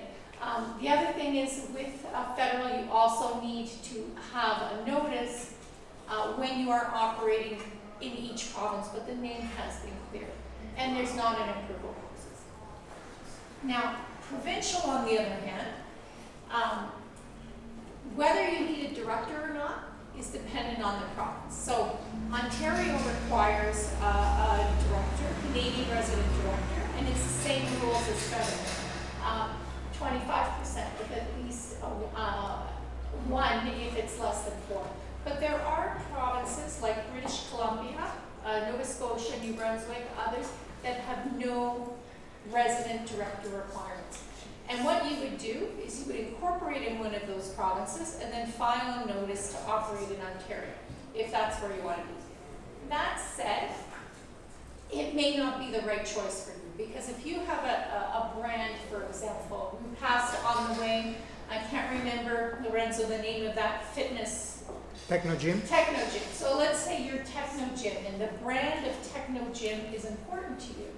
You want to make sure you have that name across Canada as opposed to just in Ontario when you're filing. Otherwise, if you say, well, we're going to start out in Canada and then we're going to go later in BC, and then by the time you get to BC, you find out that Techno Gym has been taken, you could run into some difficulties. So in a case of where a name is important, sometimes federal is necessary, and you may have to locate someone who will act as a Canadian resident director. So there are lawyers that do that. It's becoming more and more difficult to find somebody to act as a director. The reason is there is liability. So that person, if you don't pay your payroll taxes, for example, that person is responsible as a director. So it's something that is taken seriously. The other thing about when you do provincial incorporation is you have to file a nuance search to operate. So this is kind of a general overview. When we are setting up from the prospect of what I do, we look at what your objectives, we come up with the tax structure that is necessary. We will then work with a lawyer to do the incorporation process, and between what we're discussing from structure, also what the lawyer advises, will then come up with what is the best route for you to actually do the incorporation process. So that's just a kind of a general overview to give you some facts. So compliance. So for a subsidiary, so when you're a subsidiary, as I mentioned, you're a legal entity. You have to file taxes, do a year-end similar to in Italy. There are corporate tax returns that have to be filed at the end of your fiscal year, and in your first year, you pick your fiscal year, which can be up to 53 weeks after your date of incorporation. The date you choose is really up to you. It could be based on calendar year because it's easier for you. It could be based on what the fiscal year of the parent company is. It could be based on seasonality. But once you pick, if you then later want to change, you have to request for that change. So you want to be sure that you're comfortable with what you do. You have to file a tax return even if you don't make any money. It's good to do that because, number one, you have to do that, but also any losses that you make can be carried forward up to 20 years. So if you don't file the tax returns, you're going to get a request to file them. And in many cases, if you don't file them, the government will come in and just arbitrarily say, okay, we think you owe this much money. So it's always important to make sure you stay compliant in those things. We talked about the tax rates in Ontario already, so I will not get into that. Some provinces are harmonized into whether you have to file a separate provincial return. Ontario has one return that you file, they're harmonized together, whereas other provinces like Quebec, you have to file a separate Quebec return. So for a branch, so that the first one, we're back to the branch where you're not a legal entity. For a branch, you have to file a branch return, and you're subject to tax only with what you earned within Canada. Whereas if you remember with the subsidiary, it's on your worldwide income of that entity. The requirement is that you have to file that even if you're exempt under a treaty. So it's called, there's non-resident returns to be filed, but you may not in the end owe any tax based on any treaty provisions. I wanted to just put this up here. This is just because, you know, with the U.S. just dropped its federal income tax rate, so there was a lot of discussions about that the U.S. is going to be much better to go into than Canada. But as you can see, when you add in the state tax rates and compare it to the federal and provincial tax rates in Canada, Ontario is still quite competitive with with Ontario ranking second lowest and Quebec ranking third lowest. The other thing is I just went to listen to a talk with an economist, and I think he said that because of the drastic drop in the tax rate, basically all of a sudden in the U.S., he expected that that would push up interest rates in the U.S., making it more expensive to operate in the U.S. in the long run. He was projecting up to as recent as 2020 that would occur, whereas Canada is going to be trying to be competitive in keeping its interest rates lower. So from a competition aspect, I think that in the long run, Ontario is going to still remain much more competitive with the things that Stephen had talked about with the ease of mobility of your employees compared to the protectionism that you're seeing in the U.S.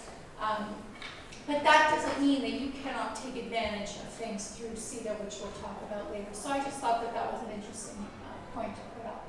I'm not going to get into a lot of this in detail, but once you are incorporated, or even if you have a branch, you are still obligated to pay payroll taxes for your employees, to pay the VAT on any sales, which we have what's called GST, Goods and Services Tax, which is our VAT. Some provinces have harmonized sales tax because they put together their provincial sales tax and the GST into one tax rate to make it easier. So there is a number that Revenue Canada will assign you. It's a business number. It's the same for everything. There's just a different extension at the end. And that's the number that you use to conduct business. And there are a few other things that you would need to be aware of. So with your employees, we have what's called employer health tax. So as Stephen was mentioning, we have free health care in Canada. If I'm walking down the street and I get hit by a bus and I'm still alive, hopefully, somebody will pick me up, bring me to the hospital. I'm going to be taken care of and I don't have a bill. But the cost of that is borne by the large employers. So if you have payroll of over $450,000, the excess above that, you would have to pay what's called an employee health tax percentage that the employer pays and remits that. It's 1.9%, but that's how our health care is funded. And then workman's safety and insurance, I think you have that in Italy, which is to protect workers and is an insurance that employees have to pay. So the frequency of how these returns are filed really depends on what your sales volume is. I wanted to put this slide up as well, and I was really good because Lorenzo said I had way too much writing on my other slides, so I cut out 3 pages of slides and put it into one graph. So I was mentioning to you earlier about the provincial sales tax and the goods and services tax. So as you can see, some of the provinces like Quebec have kept it separate. They've kept the GST, which is the VAT, and the provincial sales tax separate. They are administrated separately, so separate returns need to be filed. Whereas other provinces like Ontario said, we don't need 2 separate offices to be administering this tax. We just want to do it once. We're going to send all of our Ontario sales tax people to go do audits, and that's what happened for a little while. And we're going to harmonize that and call that the harmonized sales tax, HST. So Newfoundland, Prince Edward Island, Nova Scotia. I wish I had a map that I could have shown you all the day. I thought about it later. But all of those provinces have harmonized it. So one thing about goods and services tax, whether it be the HST or the GST, it is based on place of supply rules. So where am I supplying that good? So if I am in Ontario and Christina is my customer and she's in British Columbia, which is 3,000 miles across the country, and I'm shipping her the goods, I'm going to charge her only her rate of goods and service in her province, which is 5%. Not the 13% in Ontario because she's not here, she's there. So it's place of supply, where am I supplying that? On the other hand, if I had an office in British Columbia or Christina came to visit me in Ontario, I would charge her the 15%, or sorry, the 13% if she was here in Ontario. Or if I had an office in British Columbia, I would charge her the GST and the provincial sales tax because I would have to be registered for the provincial sales tax if I had an entity. So I can tell from some of the faces I'm getting way too technical, but that's just, I'll tell you about, and Lorenzo's nodding saying you're just talking way too much. No, it's fine. I'm taking notes. Yeah, so I mean, that's kind of a general overview. Once you're ready and you're in Canada, we'll have a full hour discussion with my indirect tax partner and he will talk to you about how to do these and how to file. But once you understand it, it's pretty simple to administer. The key is you do have to make sure you file those returns because the government is very nice, but they don't like it when you don't file your returns, so they will then ask you, and if you ignore them, they'll say, okay, we think you owe this much money. That's come up because I just had somebody, happened to somebody yesterday, she didn't file her returns, and she emailed me, why do I owe this large amount of money? Filing, reporting, financial statement reporting, you have that here. Same within Canada, we have 3 different reporting: audit, review engagement, which is a middle, and notice to reader, which is very simple and for tax purposes. Within Canada, most jurisdictions require you to have an audit unless you have unanimous consent of your shareholders. If you are a public company, you need to have an audit, and if you have more than 50 shareholders, you need to have an audit. So there are some if you have 10 shareholders, you can ensure everybody's unanimously. You don't want to have an audit, you can avoid it and avoid that cost. A few other considerations that you'll need to be aware of, and we won't go into detail, but as you're trading between, the parent company and you're going to have a subsidiary, you're going to be sending money back and forth, you're going to be charging fees perhaps for managing that company. It's called transfer pricing. Those prices need to be fair to make sure that each jurisdiction gets the right tax. That's basically the reason.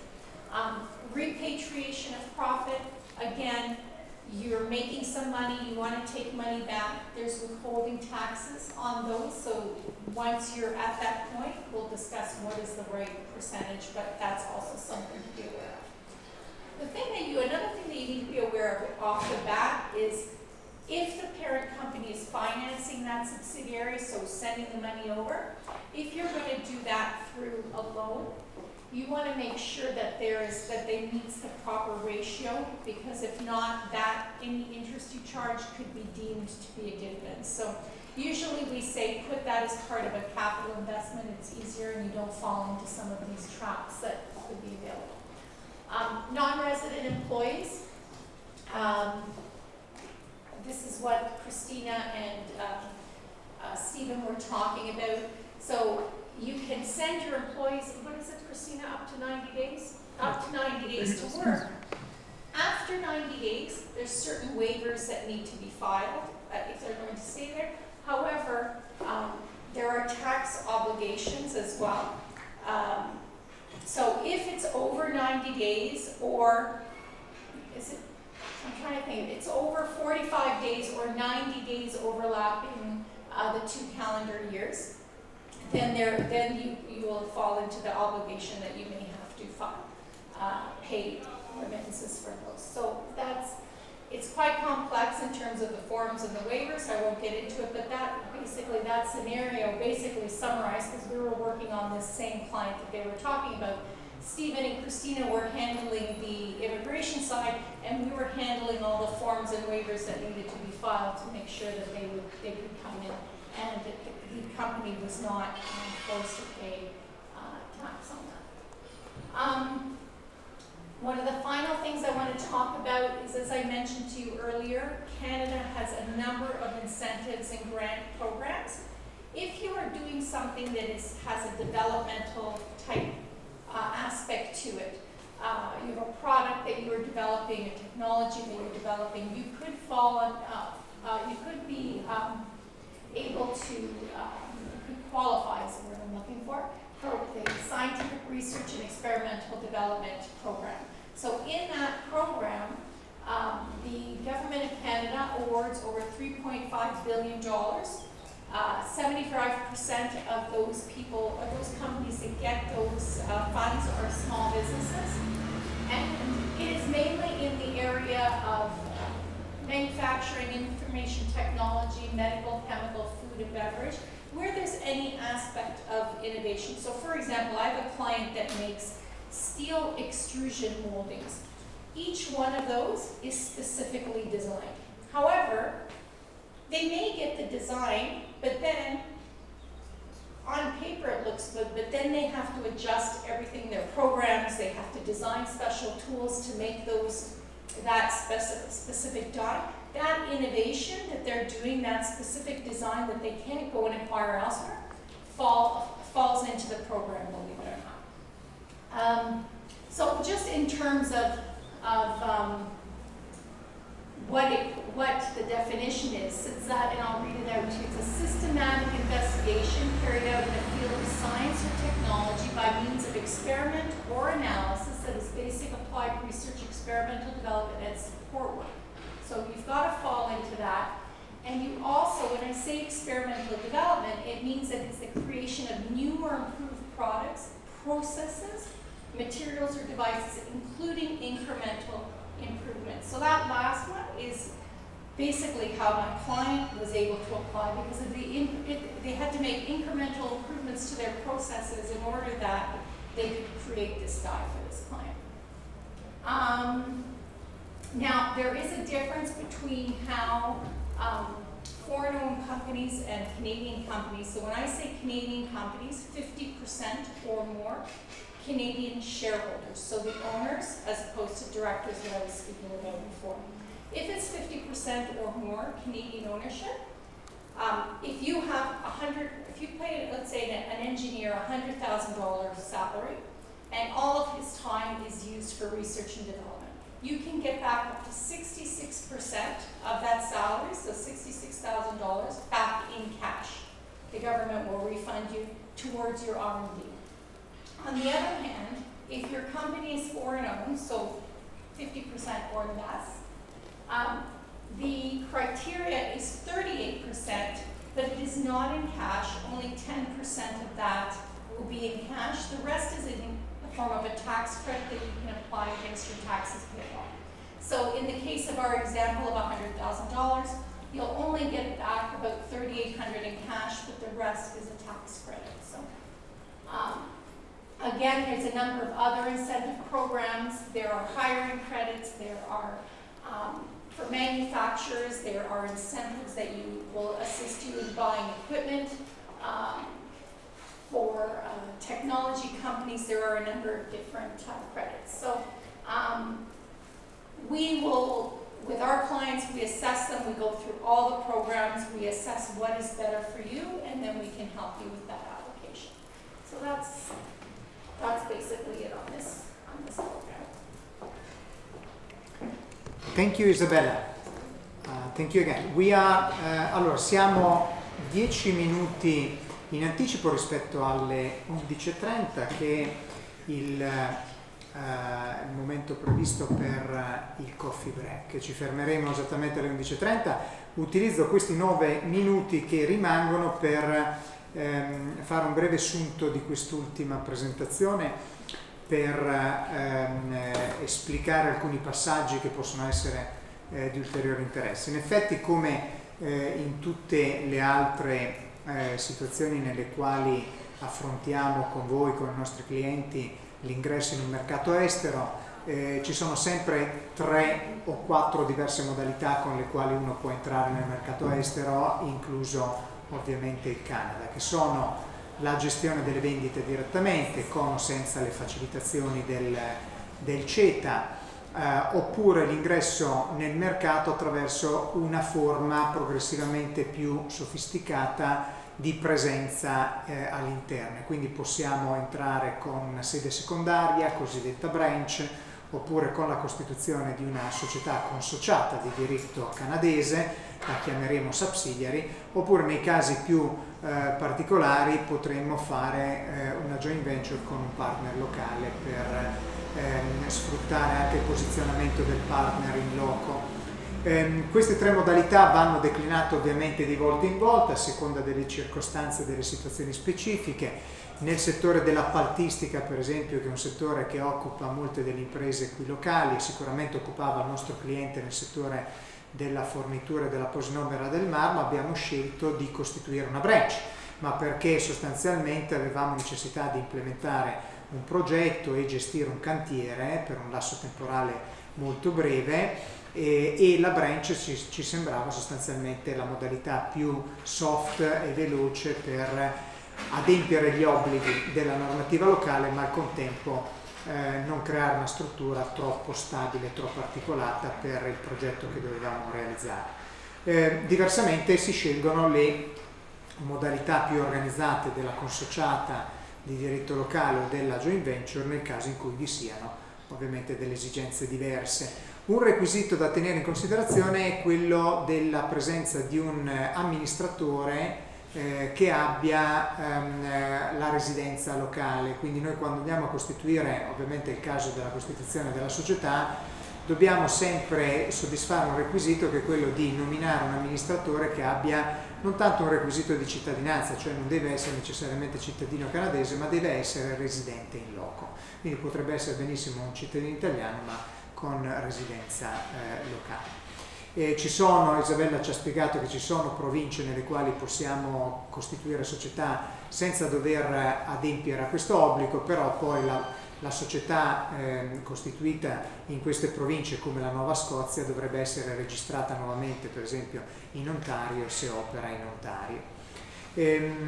C'è da fare una valutazione di volta in volta, ovviamente, di opportunità. Ci diceva, l'esercizio contabile può essere determinato, noi normalmente siamo abituati a vedere un esercizio contabile che coincide con il calendario solare, ma in molti altri paesi, incluso il Canada, l'esercizio può essere determinato nell'ambito di 12 mesi anche a cavallo dell'anno solare, o comunque come uno meglio desidera o ha necessità. Per esempio le aziende che operano nel settore dell'appaltistica navale hanno necessità di conformare un esercizio a cavallo dell'anno solare e potrebbero replicare esattamente il medesimo esercizio in capo alla consociata canadese, se lo desiderassero. In ogni caso, che si producano redditi in loco o meno, è necessario presentare la dichiarazione dei redditi. Quindi la dichiarazione dei redditi va sempre presentata anche quando l'imposta a pagare in Canada è sostanzialmente un'imposta zero, ma l'onere di presentare la dichiarazione dei redditi deve sempre essere assolto.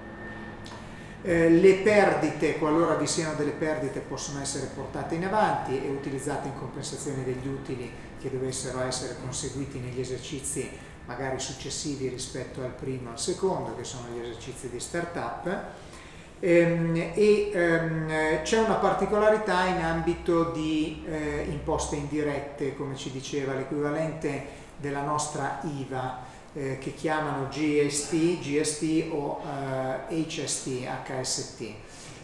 Sostanzialmente c'è una non omogeneità di applicazione del tributo. Ci sono delle province che utilizzano un tributo locale e determinano anche l'aliquota in base alle previsioni della provincia dello Stato locale. Poi c'è una aliquota per alcune province armonizzata e quindi unica, se vogliamo. Abbiamo visto nella slide che l'Ontario, per esempio, ha adottato un tributo IVA armonizzato con un'unica aliquota del 13%, mentre abbiamo visto che altre province utilizzano delle aliquote differenti perché declinano questa imposta con riferimento alla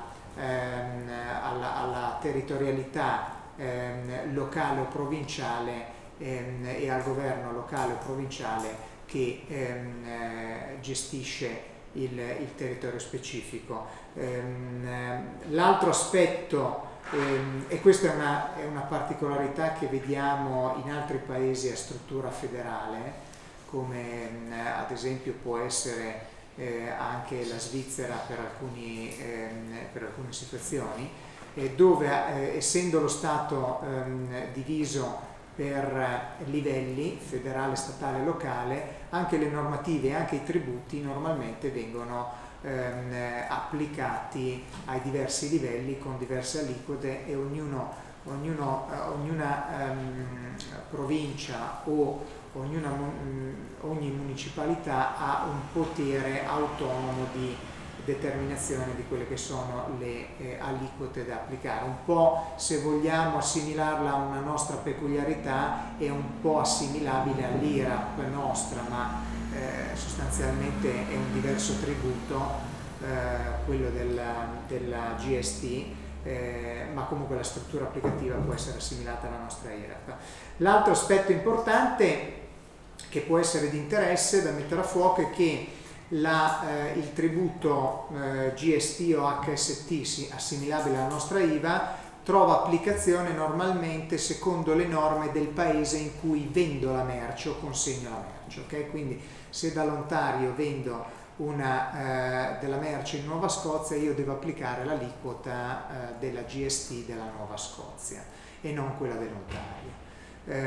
Diversamente invece, se in Nuova Scozia io ho una presenza stabile. È il caso in cui ho costituito la società in Ontario ma mantengo una sede secondaria ad esempio in Nuova Scozia. A quel punto dovrò applicare in Nuova Scozia l'aliquota sia della GST locale che provinciale, perché la presenza con la sede secondaria attrae la tassazione anche del livello provinciale della GST. Ma questi sono ovviamente aspetti molto tecnici sui quali è importante in questa fase avere un'informativa di quadro per poi sapere che eventualmente nella gestione del commercio all'interno delle diverse province o dei diversi stadi ci può essere una criticità connessa con l'applicazione dell'IVA o dell'imposta assimilabile all'IVA, per poi approfondirlo di volta in volta e capire come funziona il meccanismo. Ci sono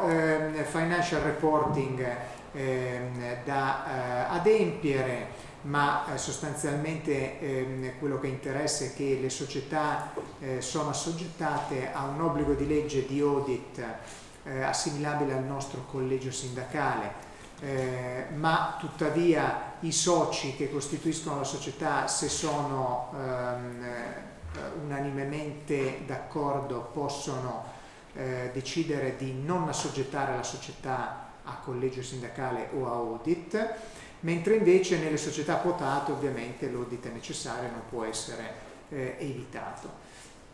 Ci sono regole di transfer pricing per chi conosce, immagino come voi, la normativa, ma queste ormai sono regole che si applicano in tutte le economie, che siamo tenuti a gestire soprattutto quando trattiamo i rapporti infragruppo nell'ambito di gruppi anche di non particolare dimensione ma che hanno presenza all'estero, quindi quando abbiamo consociate all'estero o anche branch e sedi secondarie e dobbiamo intrattenere rapporti tra la casa madre e la nostra consociata o la casa madre e la nostra branch, la valorizzazione di questi rapporti, siano essi invio di merci o prestazioni di servizi, debbono sempre essere conformi al transfer pricing.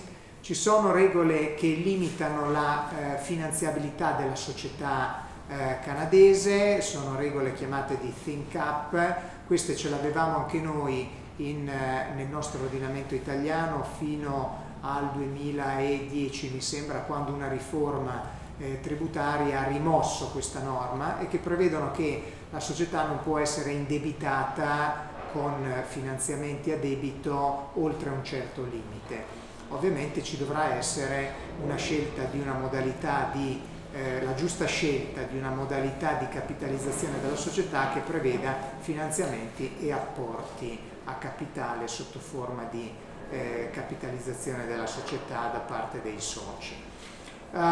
Ci sono degli incentivi interessanti, sono incentivi fiscali. Questi sono incentivi in qualche modo assimilabili a quelli che abbiamo anche noi in ambito di ricerca e sviluppo, recentemente introdotti anche nel nostro ordinamento. Sono in ogni caso in Canada incentivi che possono essere conseguiti da coloro che fanno innovazione e evoluzione tecnologica dei prodotti. Sono incentivi che possono essere diciamo, erogati attraverso rifusione di denaro liquido oppure l'attribuzione di crediti d'imposta da portare in compensazione. Infine ci sono incentivi anche per l'acquisizione di nuovi macchinari e per la formazione del personale, che immagino siano comunque di interesse per tutti coloro che abbiano l'intenzione di costituire un'attività produttiva in Canada e quindi dover affrontare investimenti sia in ambito di macchinari per il sito produttivo che in ambito di formazione del personale o trasferimento di tecnologia. Ecco, questo è un po' il sunto estremamente conciso della presentazione che abbiamo completato in questo momento. Allora, sono le 11:34, quindi ci fermiamo in orario per una pausa caffè e rientriamo auspicabilmente non oltre le 11:45, 11:50 per riprendere i lavori. Siamo programmati per completare la mattina non oltre le 13:30, probabilmente riusciremo a fare anche prima. Tenevo solo a ricordare una cosa, ovviamente nel pomeriggio ci sono gli incontri one-to-one, quindi se desideraste avere anche un confronto diretto, specifico sulla vostra esigenza, al di là di quanto riusciremo a rispondere con le relazioni specifiche dei relatori a quesiti o dubbi che mantenete, che non sempre ovviamente è sufficiente diciamo la relazione generica ad affrontare un po' tutte le peculiarità che ciascuno di voi può avere la necessità di gestire. E quindi gli incontri one-to-one potrebbero essere la soluzione per coloro che hanno specifiche esigenze per poterle affrontare e avere un dialogo diretto con i relatori. Ci sono già degli incontri pianificati, se voleste anche prenotarli durante la mattinata lo potete fare e possiamo sicuramente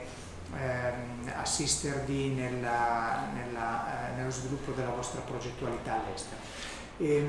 Questo come raccomandazione. Inoltre la seconda parte della mattina vede ovviamente il focus ora sugli Stati Uniti.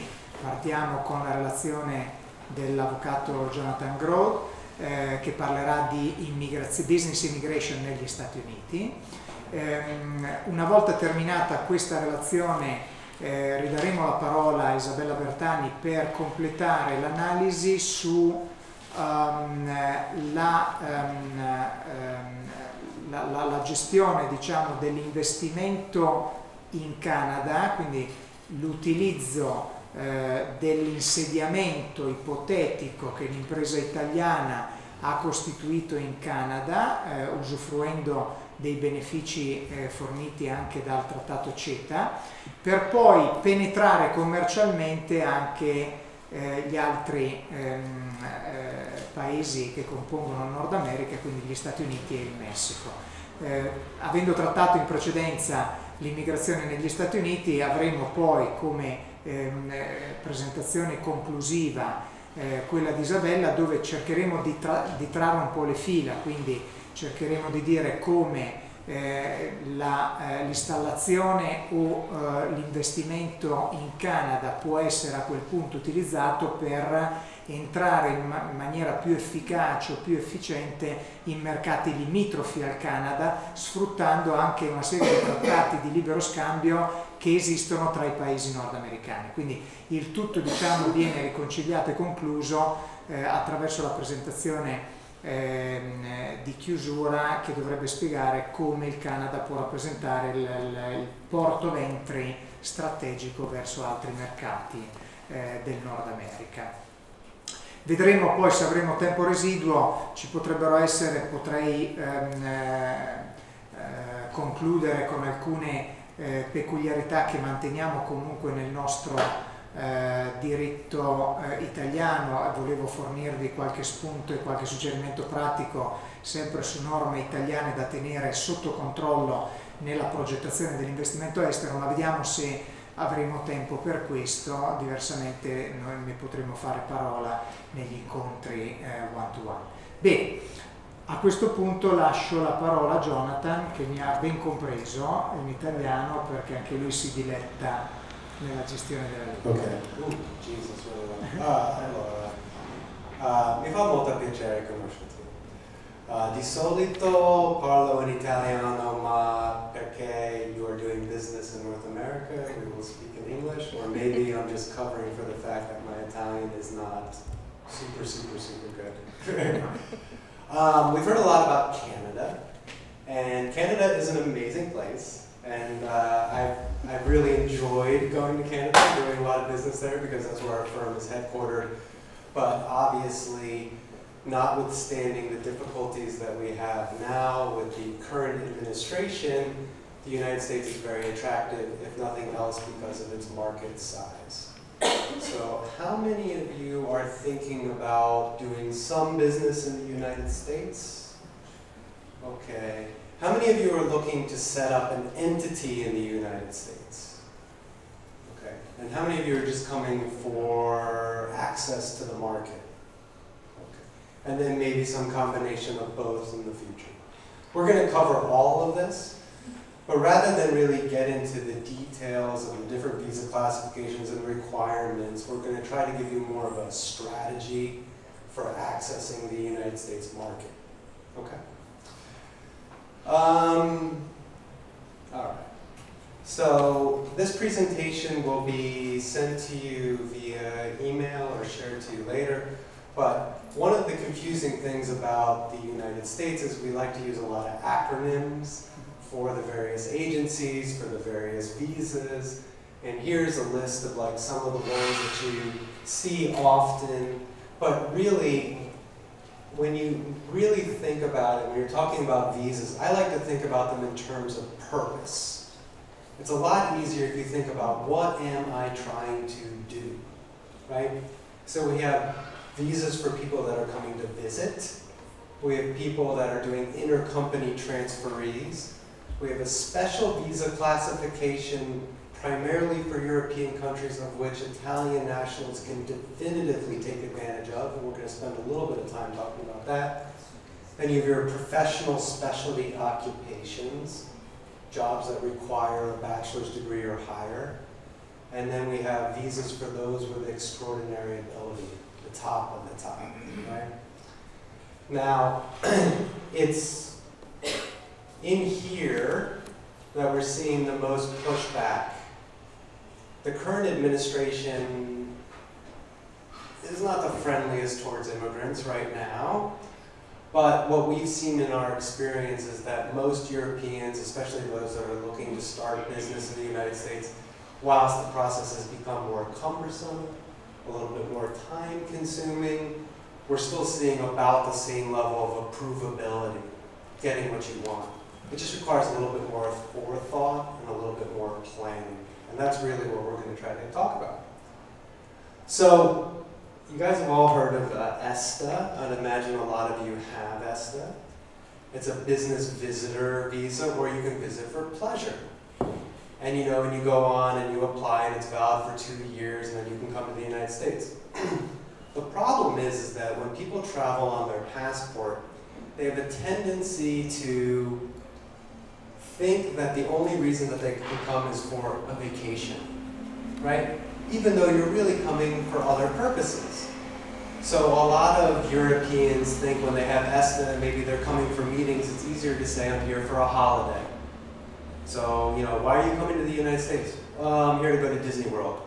Okay. But the problem is that down the road, if you then establish an entity or you're doing business, it looks weird when you go to the embassy. And they say, I see you visited the United States many times for vacation, and now all of a sudden you have a business in America. How did that happen? These are the questions that we're starting to see more and more.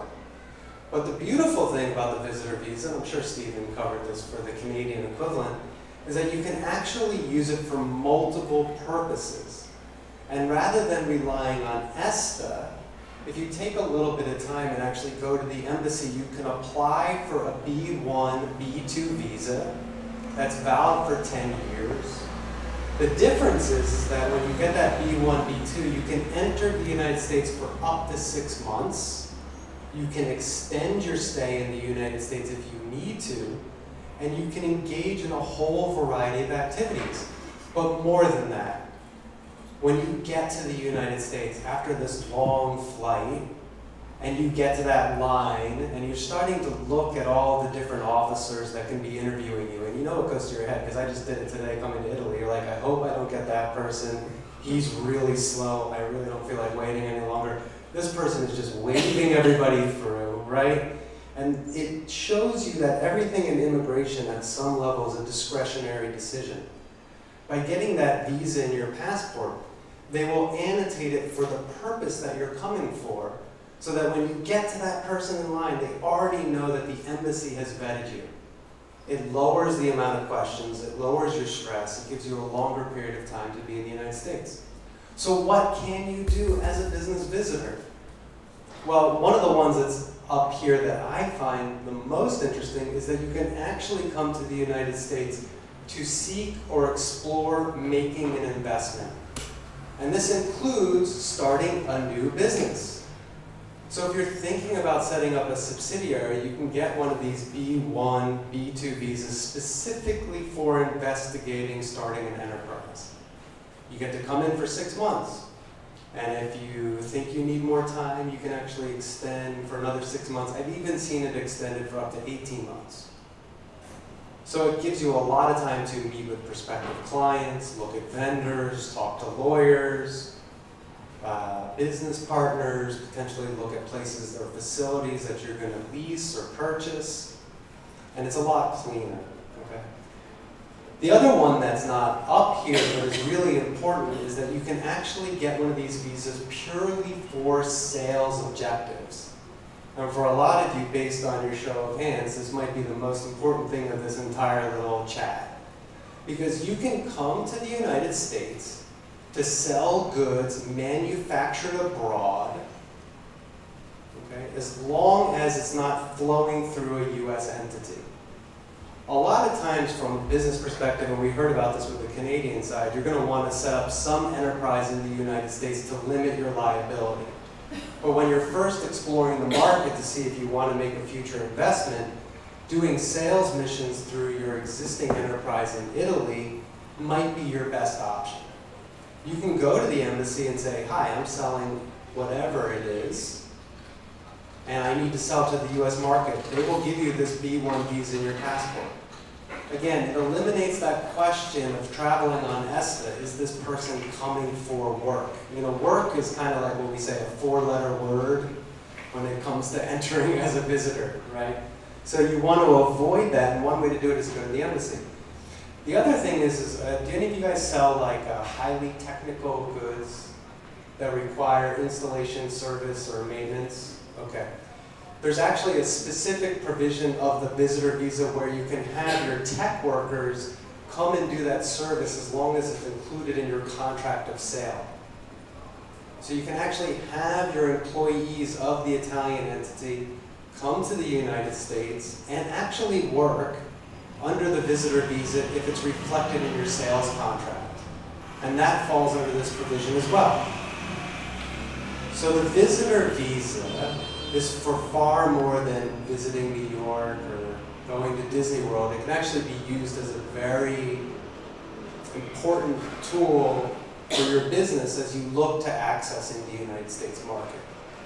And with a little bit of forethought, it actually works to your advantage. Okay, cool. Any questions on entering as a visitor? Claudia. Okay, the other visa that we see very often is the intercompany transferee visa. This one's pretty simple. I mean, essentially what it comes down to is you have to have worked for an entity abroad, and when I say abroad, I'm meaning outside the United States. So if you've worked for an entity outside the United States for at least 1 year in the past 3 years, in what is known as like an executive, managerial, or specialized knowledge capacity, you can then come to the United States and work for a related entity in any of those capacities. So, if you're a manager in Italy and you have a subsidiary in the United States, you can get a visa to be a manager in the US. If you're a highly technical or skilled person in Italy and you want to do those services in the US, you can do it. It's pretty simple. There has to be a qualifying corporate relationship between the enterprises. That essentially comes down to showing that there's a 50% nexus, 50% common ownership between the Italian entity and the entity in the US.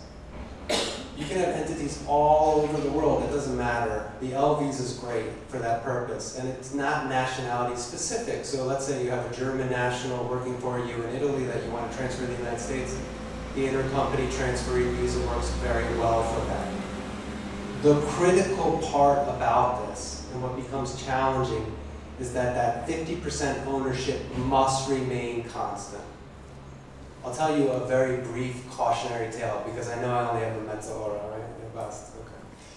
So anyway, I represented this British guy many years ago who had a tech company in the UK, and he opened up a subsidiary in Miami because it was like quasi-retirement for him. You know, everybody wants to retire in Miami. Anyway, the guy comes over to the United States, and the business is doing incredibly well in America because that's the dream, right? Okay. Anyway, it's doing so well, better than it ever did in the UK, that somebody approaches him and says, I would like to buy just the US entity. And he's like, this is my golden ticket to retirement. So he sells the US entity, and as part of his agreement of sale, he has to work for the company for a number of years. Well, of course, this happened in between when the visa was valid, because these things are valid for 3 years. And it comes time for his extension, and I call him, and I'm like, yo, Nigel. His name's not Nigel, but we just say that. It's time for your extension. He says, Jonathan, great news. I sold the business. I am now a multi-millionaire. And I said, you are the richest illegal immigrant I know. Because he severed the corporate relationship. Okay, so it's really critical that you maintain that nexus. Now, if Nigel had sold the British entity and the US entity, that would have been okay, because both enterprises still share that nexus. But because he only sold the one, it became a problem. All right, so there's two flavors of L visa. There's the L1A, which is for your multinational managers and executives. And then there's the L1B, which is for specialized knowledge. The L1A is way better. Like, way, way, way better. It's valid for 7 years as opposed to 5. But the big difference is if you come over as a multinational manager, you actually get a fast path to permanent residency. So you can get a green card very quickly with little work if you come over as a multinational manager. And that's really important to bear in mind. And it's kind of interesting. A lot of the European clients that I work with, when we get them the visa and we're talking about L1B, L1A, most of them say to me, it doesn't matter because I'm never staying. You know, I'm going to go back to Europe.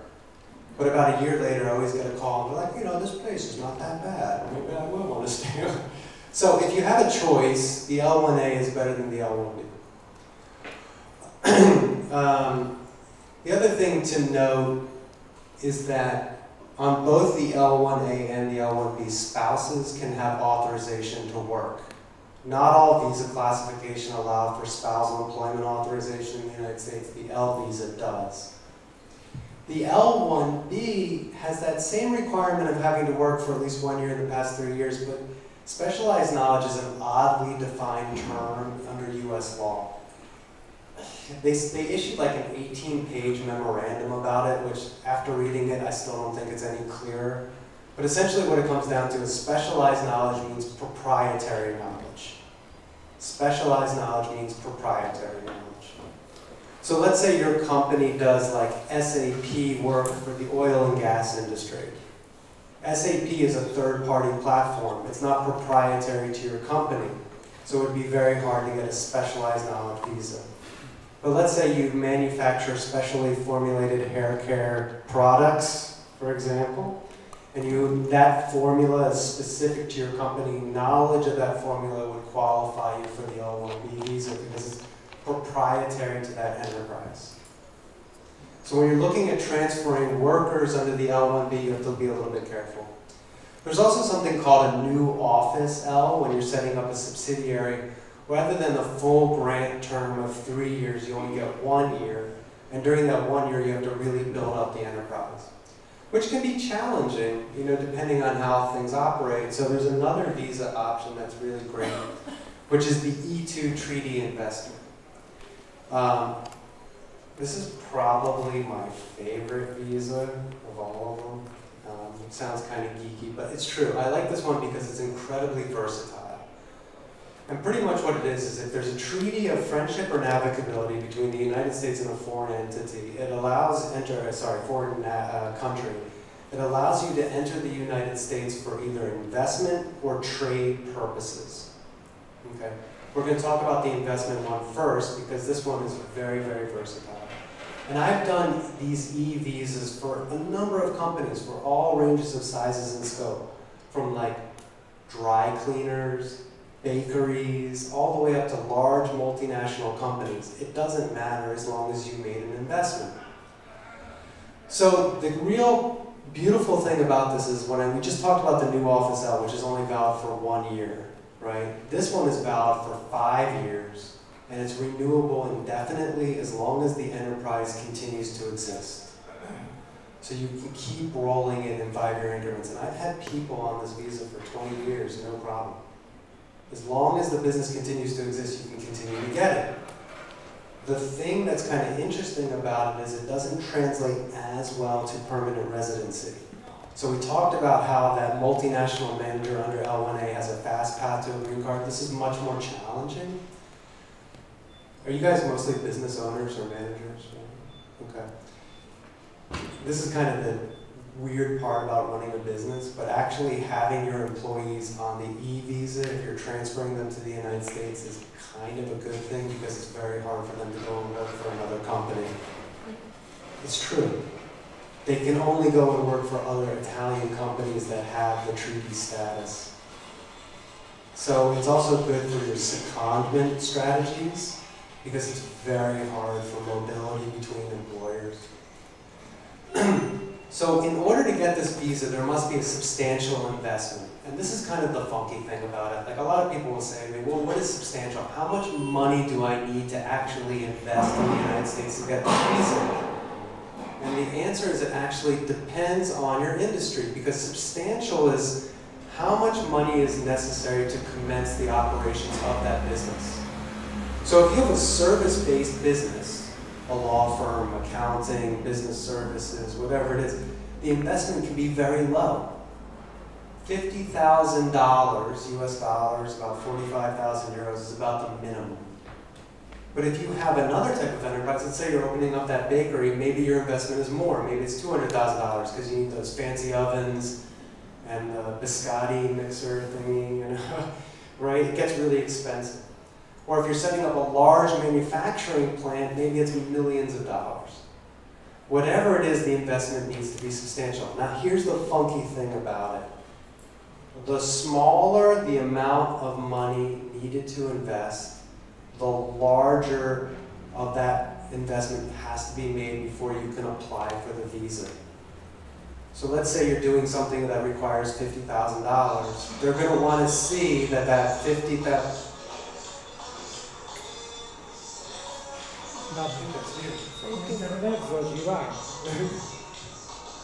That's a little dancing music for me. So if you have a $50,000 investment, they're going to want to see most of that being spent already. Whereas with like the bakery example, maybe they want to see half of the money. But if it's a multi-million-dollar investment, maybe you only need to commit a small percentage of it. Now, how do you do that before starting the enterprise? And that's where that special version of the visitor visa comes into play. So remember how we talked about at the very beginning getting that B1 prospective investor? It's sort of the gateway to doing this E2. So in an ideal situation, you go to the embassy or the consulate, you say, I have this idea. I'm going to start this new business in the United States. It's going to be awesome. We're going to create all these jobs for US workers. They love hearing that, okay? And you lay out your plan in very loose terms. They then give you this B1 visa with a special annotation to come in and investigate your enterprise and setting it up in the US. You go there, you do your 6 months or you do your year. You spend that money. If it's a small investment, you're spending that money, okay? And then you go back to the embassy and you apply for the E2. And you say, look, I did exactly what I told you I was going to do. I went over there, I investigated, I set up the enterprise, and now we're ready to go. Give me my 5-year visa. And doing it that way as opposed to entering under ESTA and sort of piecing it together, sort of bit by bit by bit, or what's very hard for European companies is trying to find somebody in the United States to do these things for you. You've now set it up yourself or with your key manager or executive. You've laid out your plan, you've executed it, and now you're going to the embassy and saying, I'm ready to commence work. And that's where this visa really comes into play. And there's a whole bunch of other stuff to it, like business plans and figuring out corporate structure. And I know we had a little bit of a discussion about the best corporate structures to set up in if you're going to Canada. I can tell you right now, if you plan on living in the United States and you have a small business, typically speaking, we look at a limited liability company. But if you're a larger corporate entity, then you want to set up a C corporation. And the driving factor there is really like a taxation type of purpose. And if you have very specific questions about that, I'm happy to address it as well, any visa questions. Some of you got my card before, but if you want to see me afterwards, I'll give it to you. It entitles you to a free half-hour consultation, which is very valuable, trust me. Okay.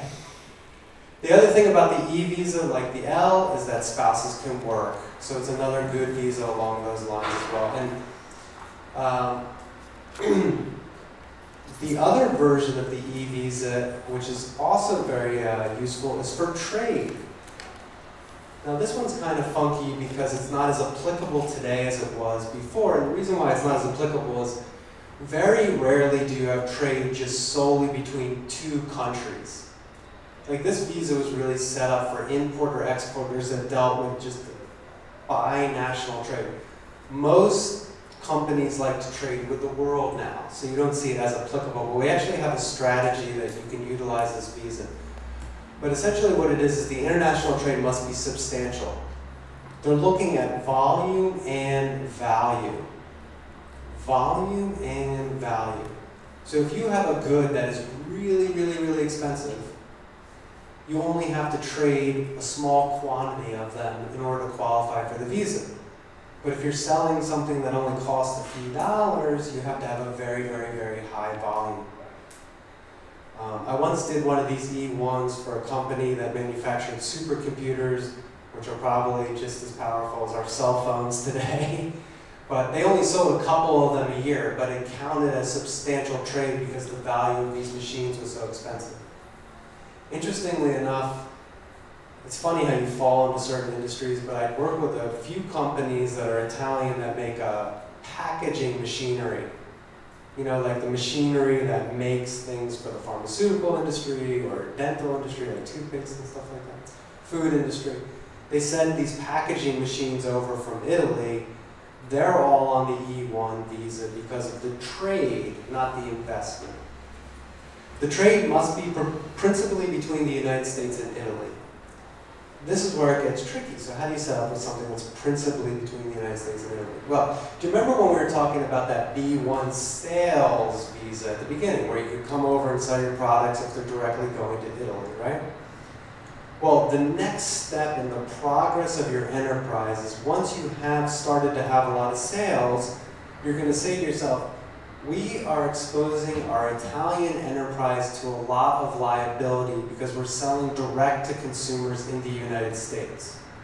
The best way to protect yourself in that situation is to create an entity in the US which is actually making the sales for your Italian company, like a sales office. Okay. The way to structure it is if you have that new US entity that's selling to your US clients, purchase the goods from Italy, and then distribute them, you've now created a substantial flow primarily between Italy and the United States because your sales office is buying the goods from Italy and then doing the distribution. If I had a blackboard, I would draw it for you. But essentially, that will trigger the ability to use the E1 visa. So the takeaway is really the E1 and the E2 are incredible vehicles that you should take advantage of. The downfall is that you can only use it for Italian nationals. E basta. That's it. That's the real trick here with these treaty visas. The nationality of the company must be shared by the nationality of the individuals that you're sending to the United States. Sometimes you might have a situation where you have a joint venture. Maybe the business in the United States is 50% owned by Italians and 50% owned by Dutch nationals. You have to declare the nationality for the purposes of the visa, and you only get to choose once. So you have to look at your workforce and see who you're going to be transferring. So it can be a little bit tricky to navigate. The nice thing about this one, unlike the L, is you don't have to have that year of qualifying employment outside the United States.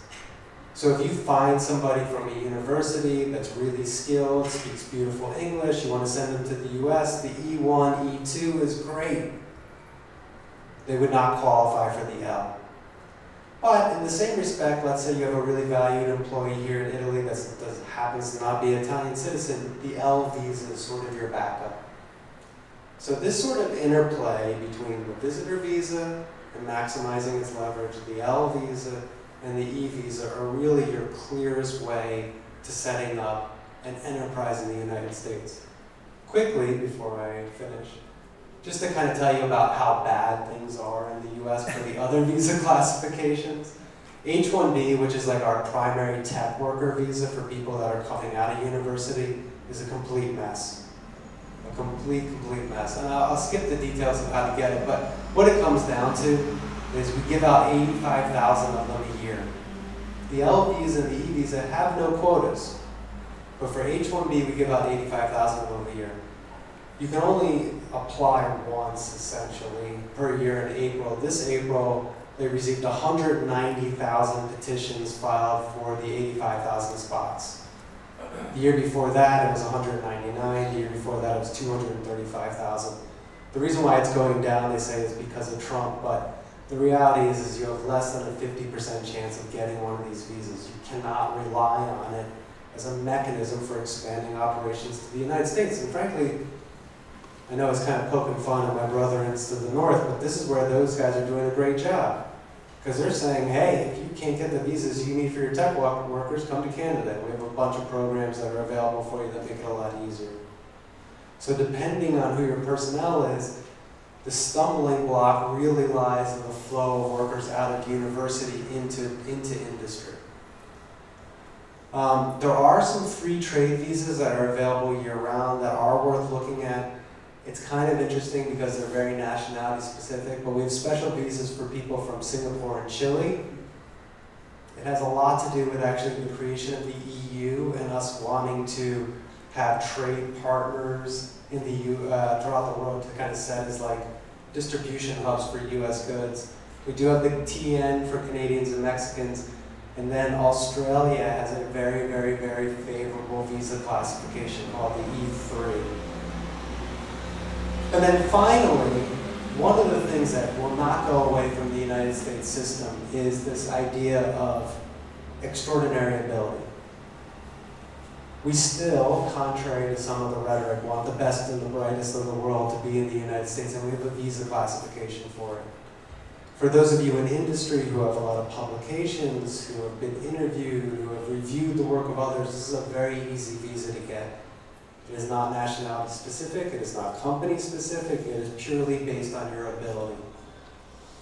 Typically speaking, by looking at somebody's resume or CV, we can tell very quickly whether or not they'll qualify for this, but it's a good stopback provision for those that are really the best and the brightest.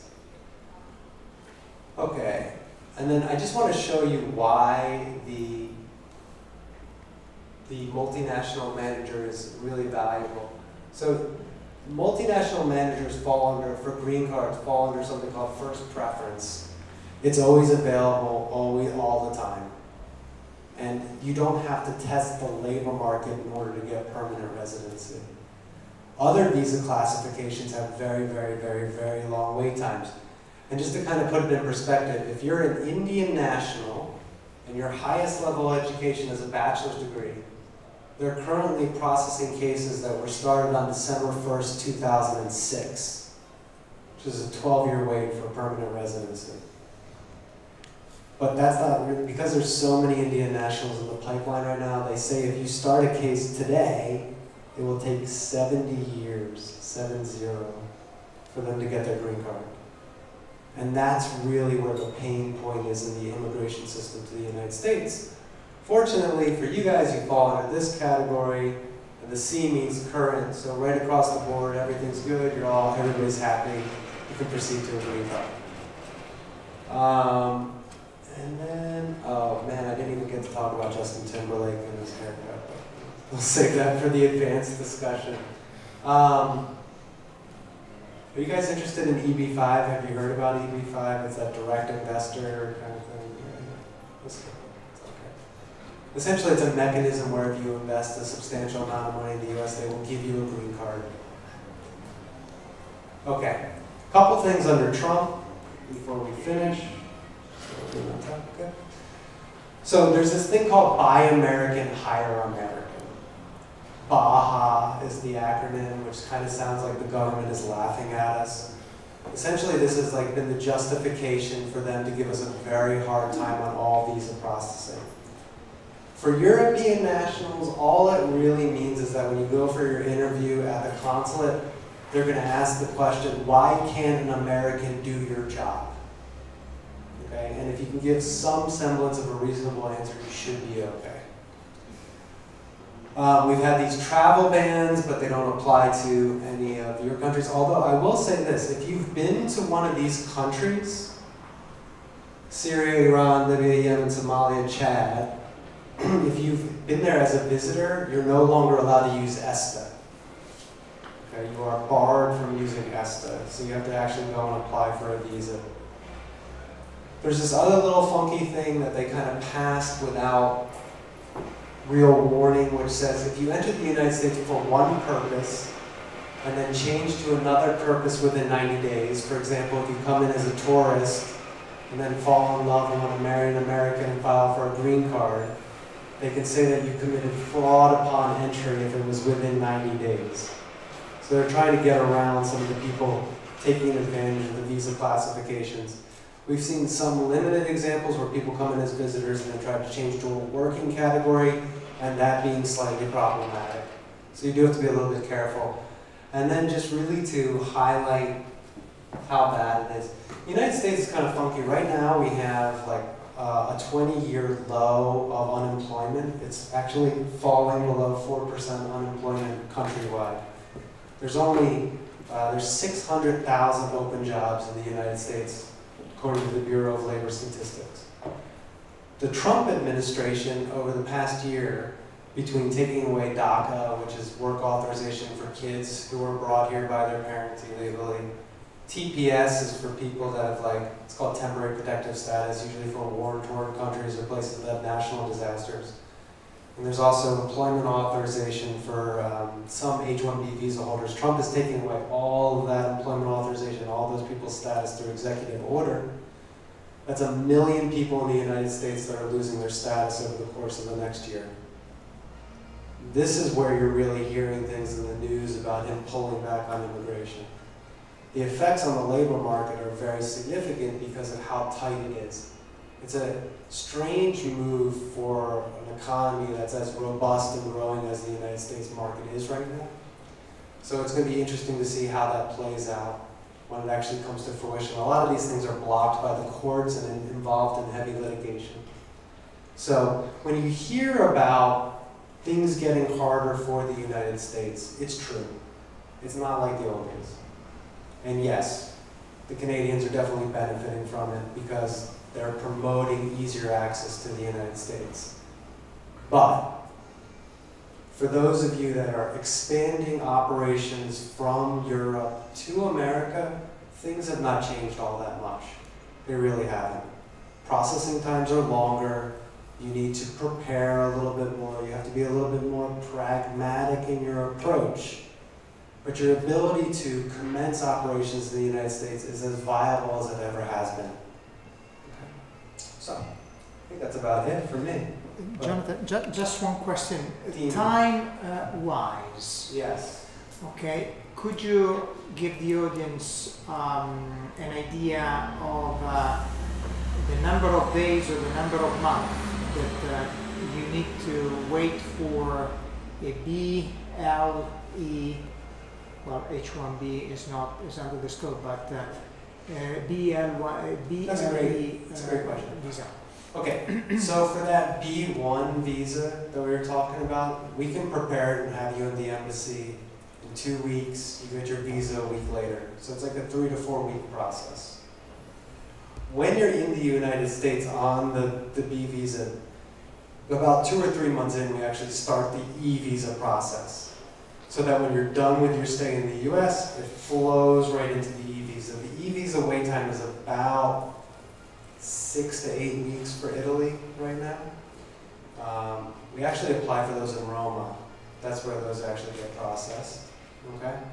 The L visa is a completely different process. It's about 6 to 8 weeks start to finish, but you actually process that through the internal immigration service. They issue an approval notice, and then you take it to the embassy or the consulate. So it's a little bit different. But yeah, good question. I mean, if you're sitting around waiting to be called for an E2 interview, it can take a while. They started putting in place like all these fast path things, and they've really pulled back on that. And that's what I mean about processing times taking longer. So it's a great question. Another question, if I may. Considering the difficulties in the United States, immigration-wise, and the advantages that now immigrants may have in entering Canada, we have seen the treaties, the free trade agreements that are between Canada and US and Mexico and so on. Any solution, and I have seen that the advantages or the solutions are offered to citizens of those countries. Any solutions for, say, a EU entrepreneur, an Italian entrepreneur, getting into Canada with a valid business immigration visa, and then using that status in Canada, applying for a visa in the US? So that's actually a great question, and I think it's very astute actually, because what you could do theoretically is set up your entity in Canada to be your sales office for North America. Then you get one of these B1 sales visas to come to the United States to sell the goods. You can still do that because you're selling on behalf of a foreign entity, a Canadian entity in the US. So you could be based in Toronto, come to the US 2-3 weeks out of every month with a B1 visa to sell the products, as long as it's on behalf of the Canadian enterprise. But you're not going to get a NAFTA visa. You're not going to get the TN, you're not going to get anything like that. Ultimately, the NAFTA visa is kind of hard to use for sales purposes anyway, unless you have an enterprise in the United States. So it's a good strategy, and I think, you know, Stephen and I have seen some of this stuff occurring over the past year and a half. I still don't think there's a substitute for having boots on the ground in the U.S., but that is one way to look at it. Certainly. Yes, sir. Another question. What are the costs? Depending on there is a different cost depending on the visa? Yes. So you have your government fees, and then you have your lawyer's fees. The e-visa, for example, is actually probably your best value for a visa. The first time you do it's kind of expensive because you're registering the corporate entity and you're getting the individual. So it might be, you know, 7,000, 8,000 euros to get that set up. But then subsequent employees are about half that cost. So it works out to be about $1,000 a year for authorization to work in the United States. The L visa can get very costly because the government fees are very expensive. I mean, it's about $2,000 just in fees to the government to get an L visa. The E visa is $305, and you pay it to the embassy. The B visa, that one we were talking about before, is actually, if you're just doing sales, all in between government fees and legal fees, it's less than $2,000, about 1,500, 1,600 euros. So there's ways to stagger it. I do feel that the e-visa is your most cost-effective use of your dollars, just because of how long it's valid for. So yeah, great question. Yes, sir. So basically, only the L1 qualifies for the green card? No. They all qualify for the green card. It's just, when you're coming off the e-visa, you have to do a test for the labor market to make sure there's no minimally qualified U.S. workers available for the job. And because of the nature of the e-visa, it's very difficult to travel internationally whilst you're in the process. So it's possible to do it, but all visas you can do it. In fact, you can start a green card process for somebody that's not even in the United States. We actually see that a lot with like low-skilled workers because we don't have a temporary visa for low-skilled people. It's actually kind of funny, but I do work with a bunch of Italian restaurants in Providence. Providence, Rhode Island, has a beautiful little Italy, they call it. And they get all of their Italian nationals by starting green card processes for them for like chefs and cooks and waiters. It's about a 3-year process start to finish, but they come over with a green card. So it doesn't matter if they're in the US or not in the US. It's just that L1A is very special in terms of being able to travel freely and able to get a green card very easily. It just has a very natural flow to permanent residency. Okay, so they say it's easier than the other one. Yeah, it's easier, but it's always possible to get a green card. And obviously, we're just talking about business immigration. You can get immigration through family and other mechanisms as well. Good question. You mentioned, Yeah, go ahead. you mentioned before doing business in the US through Canada. Yeah. What about operating in the US market, making installation through a Canadian company? Can you do the reverse? Can you set up in the US and then access the Canadian market? You'd have to meet the same requirements for entry. So if you're selling goods in Canada on behalf of your US company, no problem. But you can't deliver the goods when you're in the country. You have to deliver them when you're outside. You could do that, no problem. Okay, and in the opposite direction? Yeah, opposite direction. That's what we kind of talked about before. You could do the same thing. It would be that B1 sales, installation, service visa that you would want to get. So, I mean, it is definitely possible. Yeah, I would say each situation is unique. One of the things I think Green & Spiegel does incredibly well, whether it's the US or the Canadian firm, is we want you to do your business. Figure out what's best for your business in North America, and we'll find a visa solution that matches. Some of them take a little bit more planning, some of them take a little bit more time, but the goal is for you to be able to operate naturally and then allow us to take the concern of how you obtain your status. Yes. I have one of those countries that I have two passports. I have a visa, 10-year visa, and a China passport. And I'm planning to go to the US for 6 months. Okay. Which one of these visas best is mine? What are your two nationalities? Iran and Italy. Iran and Italy. Okay. So you definitely want to use the Italian. But do you have a 10-year visa in your Italian passport? Okay, great. So that is already a B1, B2. So what are you coming to the US for? San Marcos. Okay, great. So what we would do for you in that situation is we give you something called a pocket letter. Did you talk about this? Okay. It's a letter that explains the purpose of why you're coming to the United States, but you keep it in your pocket unless the immigration officer starts to give you a hard time. And then you pull it out and you say, well, if you don't believe me, here's a letter from my company explaining the purpose. Here's my immigration attorney's contact information. Here's the authorization.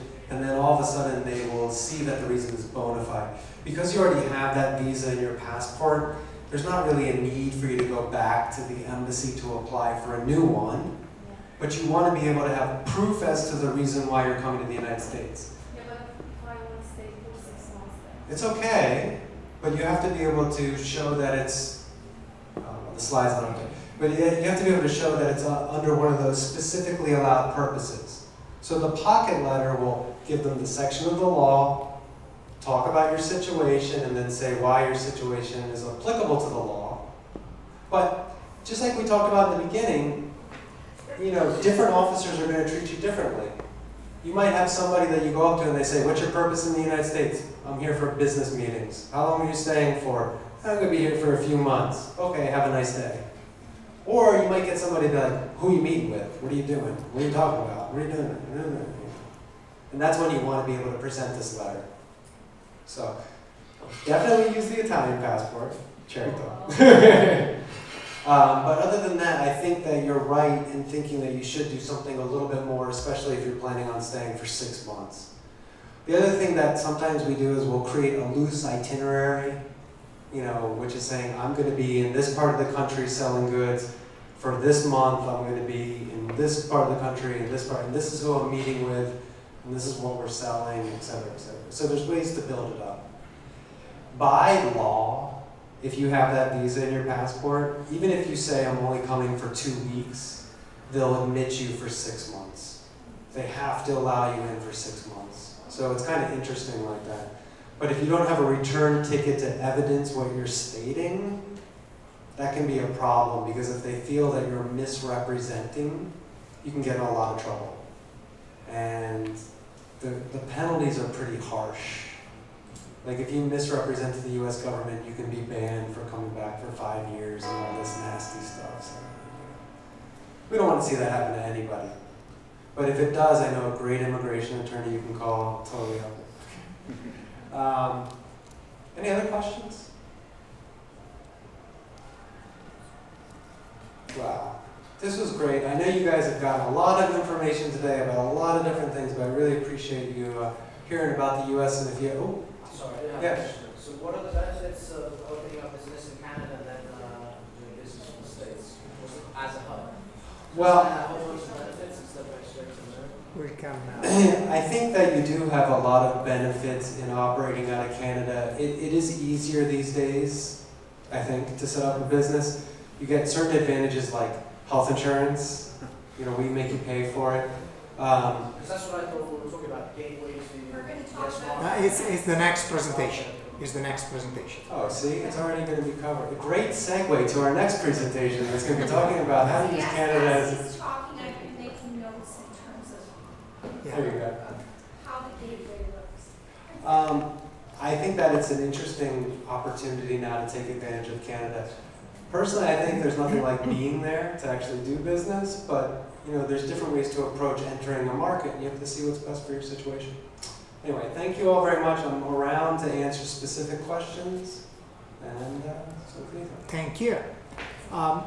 Before handing over to Isabella for the last presentation, just a few tips, because the presentation gave me a few insight on pitfalls and mistakes that we see all the time among the Italian business owners or manager. I'm going to do this in English because I would like everybody to be on the same page, and I understand that you are comfortable with English. Now, when we first said, please pay attention to your contracts when applying for visa, this is an extremely important point that Italian businesses and managers never pay attention to. They sign the sale agreement or whatever else it is. They don't think that that contractual instrument is instrumental to the application of the visa. So before you make even a contractual arrangement, let your counsels take a look at the document, because that may serve multiple purposes, one of which is applying for business visa. The classic example was the one that we handled together with the company that was supplying the manuals. You have to have in the contract the part that deals with the installation of goods. Otherwise, you cannot possibly, or you cannot easily apply for the visa. So the installation part is an important thing. Most of the times, the contract is a contract that is reached with the exchange of an order and a confirmation of order, as many times happens among the Italian businesses, and no mention, apart from a little line, is to the installation or whatever else is necessary for the visa. The other thing I wanted to mention is the pocket letter. Every time we assist a client in the expatriation or mobility process of their employee, depending on the situation, we always advise the client to supply the employee with what we call a lettera di trasferta, which you all know what it is, or a letter of secondment, lettera di distacco, but not that often businesses in Italy use that kind of document. And that is extremely important because it can help in explaining the reason why you are in the country and why you are on that specific status. Last but not least, green card. Okay, everybody is hoping to get a green card in the United States. That is a good thing for those who are planning to live for good or for long periods in the United States. Please do not forget that having the green card, you become tax liable in the United States on your income, because the green card tax-wise is as if you were a US citizen. So from the moment you get the green card and you are still a tax resident in Italy, you get taxed twice on your overall worldwide income. So watch out, because perhaps green card is not to the best of your interest. It gives you full residency, but some tax liability. But there is bilateral tax agreements. Yeah. There are, and I was going to mention, there are treaties for the avoidance of double taxation, as Jonathan is mentioning. Where they're really getting people now, though, is on these foreign asset declarations that you have to make, which you have to be very careful about with the U.S. tax. Yes, the so-called FACTA legislation and the additional laws. But the problem here is the following, and allow me to get a little bit more technical. There is a treaty for the avoidance of double taxation, but the problem is that having the green card, you are seen as a US citizen. Being a US citizen, you are taxed on nationality. US taxes on nationality, doesn't tax on residency. So you get taxed in the US if you are a citizen or you are a resident. But if you are a citizen, then the residency no longer matters. Meaning that if you are a US citizen and live in wherever, China, for good, but you still retain the passport, technically speaking, you're still liable to pay taxes in the US, although you're not living in the US. But because you are a citizen of the US, you're still liable to tax. Now, the treaty is there, but the treaty, the application of the treaty, may not result in the avoidance of double taxation due to the fact that you may remain liable to tax by residency here in Italy. You are a resident of Italy. You are a green card holder in the US, and the treaty may not actually avoid or neutralize the double taxation due to this double status. So it is something to look at, watch out very carefully, in my view. Please. If I don't generate revenue in the US? Then I guess if you don't have... to report, Yeah. if you're a US I'll report citizen, zero then, you right? have to report your foreign bank accounts, whether you create Basically, I won't be paying taxes, correct? If I don't generate any revenue, US zero. citizens, US citizens,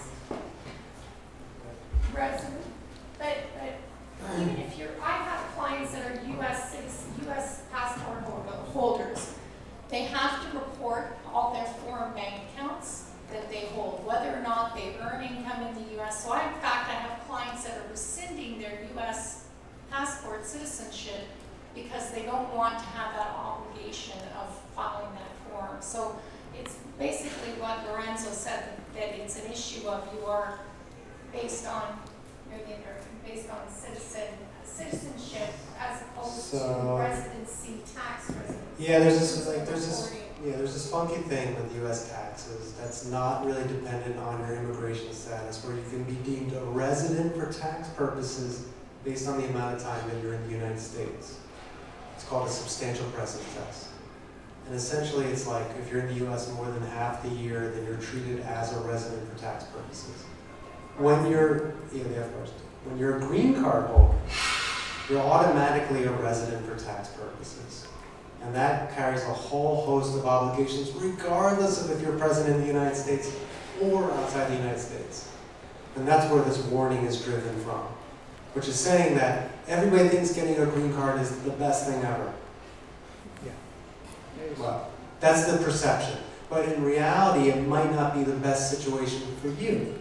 And that's why looking at an e-visa, even though it doesn't translate that well to permanent residency, might be fine because it's renewable indefinitely, because it doesn't have the same tax consequences, and because it has a little bit more flexibility in terms of how you can manage the employees that you're actually sending to the U.S. So I think the message, which I do agree with, is before you obtain permanent residency, you have to think about, am I being forced to do it because my non-immigrant visa is running out of time? Like the L visa you can only hold for 7 years maximum. Am I doing it because I intend to live in the United States permanently because it's such an awesome place to go start? You know, because you want to be there, that's a different reason. Or if you're getting it because you think that you have to, it might not be the best reason to do so.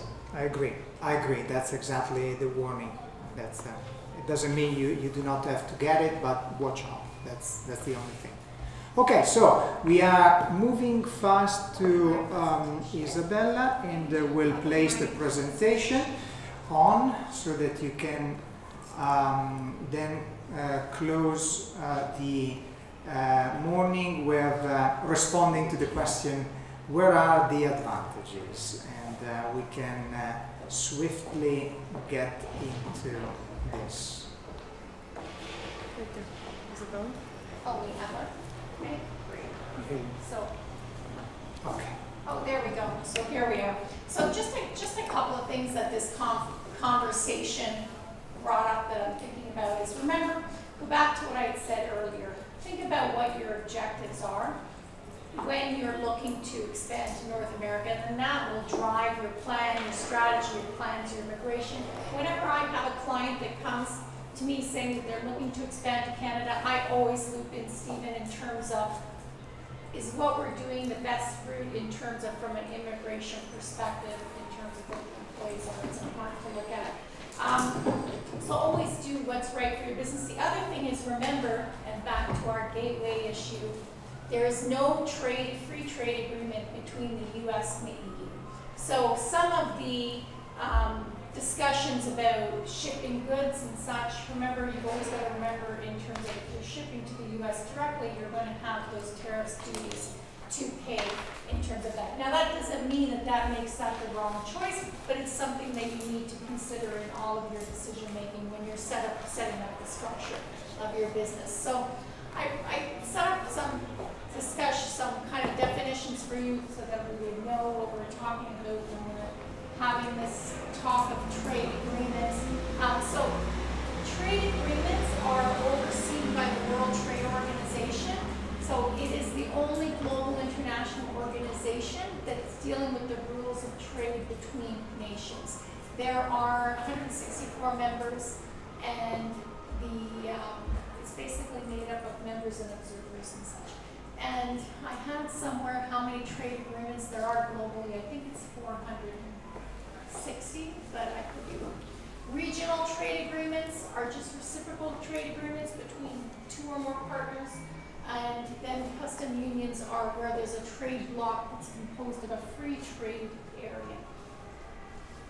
Now here's something interesting. So if you look at this graph, this shows the interest in Canada over the years. So you can see 2004 was when George W. Bush was elected. There was kind of a spike of interest in Canada.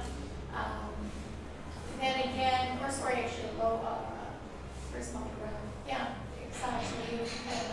Then when there was the drop or the recession in 2008, and then look in 2016 when Trump was elected, you could just see how the interest in Canada spiked up. And I think that they said that the lines for immigration went off. They had to shut them down because there were so many calls about how to move to Canada. So that just, it gave an interest in, definitely. Here we go, 420 regional trade agreements globally.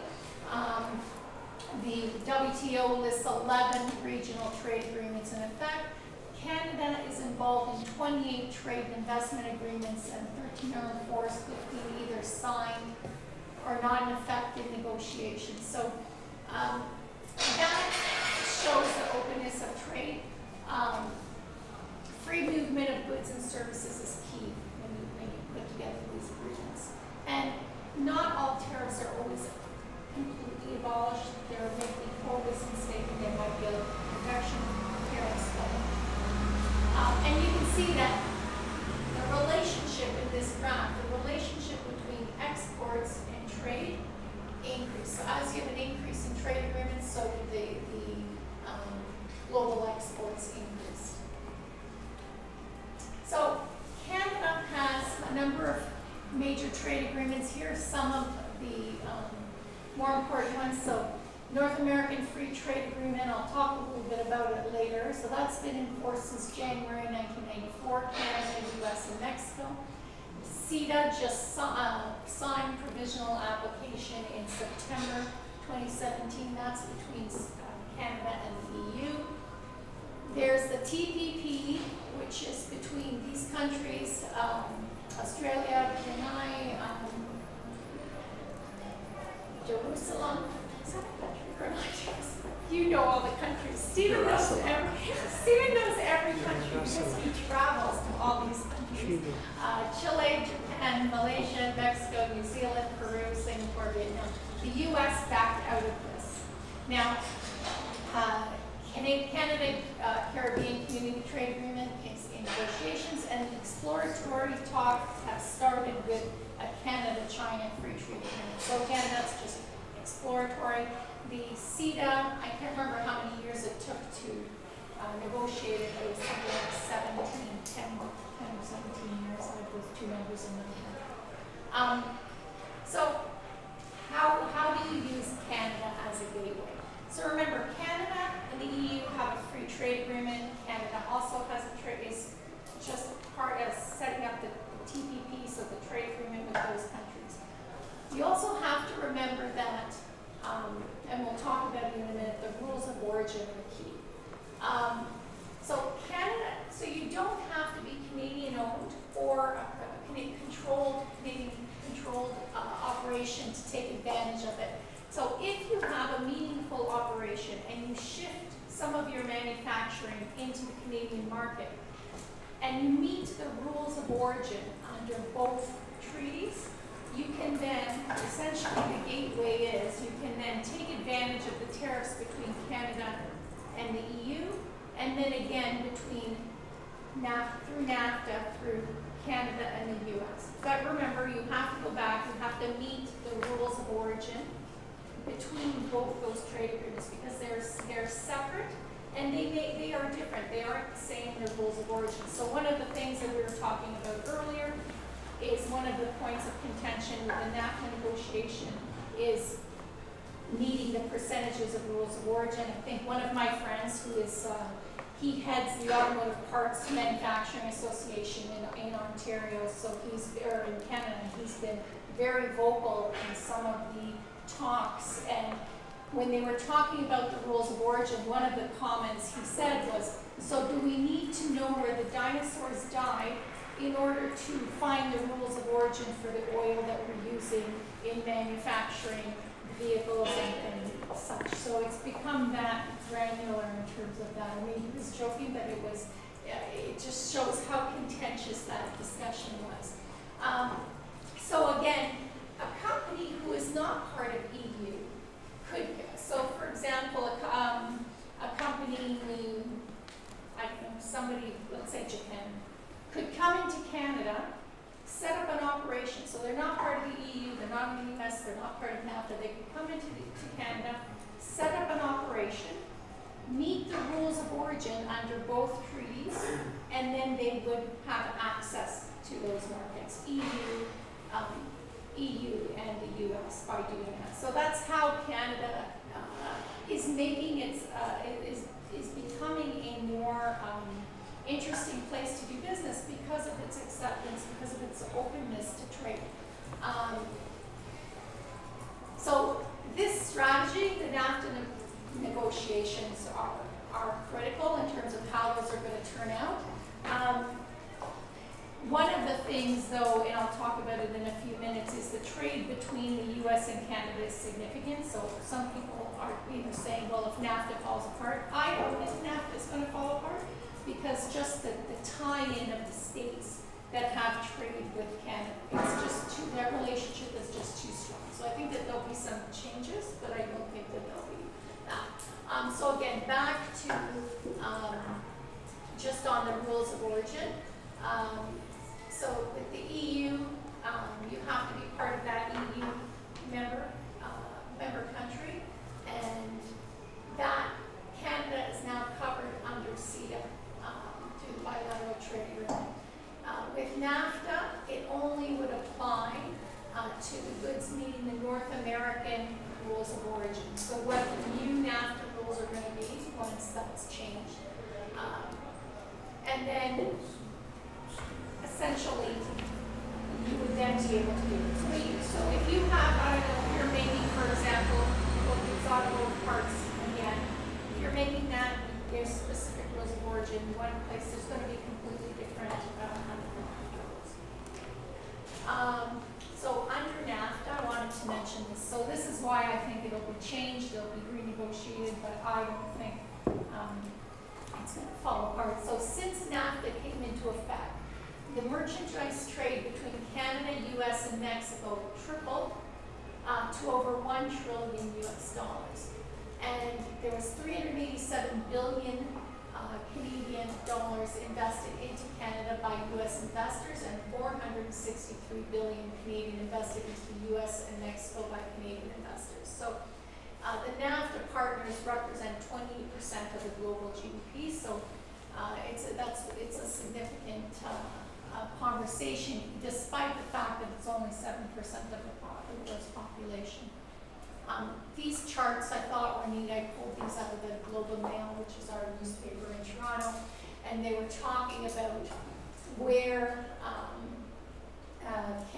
which states had Canada-US trade as a percentage of the state GDP. So you can see that Ontario, oh, this was my map. Remember I said where I wish I had a map of all the provinces, so here you go.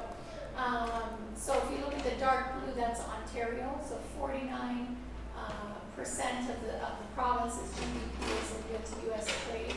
New Brunswick is another one that I found interesting, but I guess that's more, it's probably ports and seafood and then all number of states. And then if you look on the next map, the dark blue, which is the U.S. side, where Canada is the #1 trading partner of these states. So it's 39 states out of the 50 states where they have a significant trading relationship.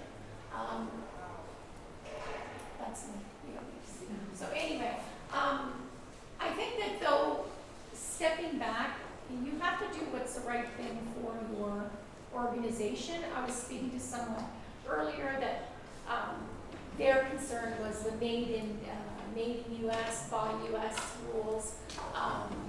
And in some areas where perhaps US government procurement is key, that may be an issue, but that doesn't mean that you can't set up in Canada and set up in the US and create a global structure that allows you to take advantage of some of the EU rules. So, back to what we do, we have a U.S. firm, we have a Canadian firm. When I'm dealing with clients, I have one client out of Italy. They are looking to expand to Canada, the U.S., and Mexico. So I'm in conversations with my partners in the U.S. and my partners in Mexico, and we create a global plan. What is the best thing to do for this client based on what they want to do? In the U.S., they don't always know or mention CETA, which is interesting. But that said, it's my job to bring up the advantages of that from a Canadian perspective, and then from that we look at it all together. So that's kind of a high-level overview. I mean, I think depending on the goods that you're shipping, the type, or if you're doing procurement, the type of procurement that you're doing. That would need to be what is the best solution for you. So one of the immigration solutions that Jonathan brought up was, maybe repeat it for me, where you could ship the goods and that would allow you to get a certain type of visa. For distribution. Yeah, exactly. Treaty So, trade. It's like a trade visa. right. So now that you then say, well, that would not allow you to take advantage of CETA because there's no treaty between the US and the EU. That said, if this specific contract is significant and this is important and that's the way to do it, well, it doesn't mean that for those particular contracts you can't do it one way and structure something else another way. So I don't know enough about that rule to comment more than that, but it's just basically shipping directly. Is that? It's more like. So could you ship through Canada with that rule? No. No. You have to import it, duty, land it, and then distribute it. Okay, so that solution might be the right solution based on your fact circumstance there, but in that type of solution you could not take advantage of CETA, right? Because you have to ship direct. The reason I asked if you could go through Canada is because then you could, if you were manufacturing a portion in Canada, met the rules of origin, and then did that. Now remember, with all of these gateway solutions, you have to meet the rules of origin. So if you're manufacturing in Italy, you're doing all your manufacturing in Italy. If you ship to Canada, right, you cannot meet the rules of origin in NAFTA because they're going to say, well, the percentage manufactured in the U.S. is not correct, or the percentages that they need. So there has to be, you have to make sure you meet both of the rules of origin. What happens if it's not manufacturing in Canada? All the goods are shipped over from Italy to Canada, it's assembled in Canada. Does that mean It has to meet a specific, so there's two agreements, right? There's an EU-Canada agreement. So if you say you've met, let's say you meet those definitions, then you have to see if you meet the definitions under the NAFTA rules of origin. Is there enough, are you giving enough US content to meet the rules of origin? And who decides that? Well, the ratio, if that's 50%? Well, it's under, there's a whole schedule under each act. So in that case, if it's fully assembled in Canada, you may not, right? Because you need to allow some portion in there to be able to meet those rules of origin. So in using the gateway, you've got to remember you've got two definitions of the rules of origin and two agreements, and EU is not part of NAFTA. What's another interesting thing that I've heard is with Brexit, with the UK backing out of the EU, and they're going, once they're out, they're going to be out of CETA. So I would expect they're either going to create a bilateral trade agreement with Canada, or someone said to me, our economist believes they're going to join into NAFTA and have that be part of that trade agreement. I think it's a lot of people talking in terms of speculating what is the right route, but they're going to be looking for options in terms of because of the client, their population will have trade scenarios set up already that they want to make sure that they're competitive with the other trade agreements. Did anybody have any questions? Any other questions? Okay. Thank you, Isabella. Just to close down, we are left with 3 minutes. An alternative strategy could be, if you have to choose where to locate your manufacturing activities in North America, and you have a manufacturing process which depend on components that you have to send from Europe or Italy, and the components are subject to heavy custom duty if they are entered into the US or Mexico, for example. At that point, the strategy could be, let's locate the manufacturing facility in Canada, use the CETA treaty to reduce the custom duties on the components when shipped from Italy to Canada, carry on all the manufacturing process or a substantial manufacturing process fit to meet the rule of origin in Canada, that would allow the Canadian company producing the product to re-export that product using NAFTA in the US and in Mexico. Someone could say, but you could do that in US and Mexico as well. That is absolutely true. With Mexico, you could also assess the risk, the geopolitical and cultural risk that you have to take into consideration, because Mexico is not as safe for business as it is US and Canada. As far as the US, you could also locate the manufacturing in US and do the importation of the component in the US and then sell in Mexico and Canada, but in that case you would have a higher cost on the components due to the fact that when importing the components in the US you would have to pay full custom duty. So that could be another reasoning in terms of strategy to go through in order to understand where to locate the manufacturing process and where to import the components in view of accessing and getting the product sold in North America overall. Okay, so I think we are just 130 square, really sharp, and we have been quite Swiss in terms of timing. In theory, we are done for the morning.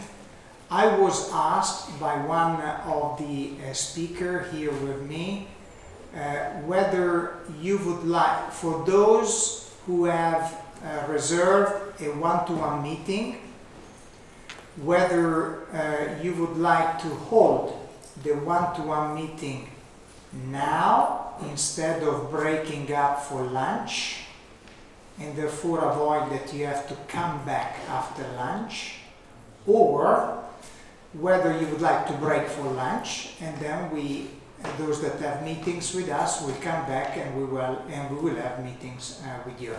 It's up to you, okay? We wanted to give you this alternative option for you to consider. Le presentazioni verranno inviate, poiché le abbiamo ricevute proprio in prossimità della fine, verranno inviate a tutti con separata email, così avrete tutto il materiale a disposizione. Poi se ha bisogno dei nomi prenda pure anche. Sì.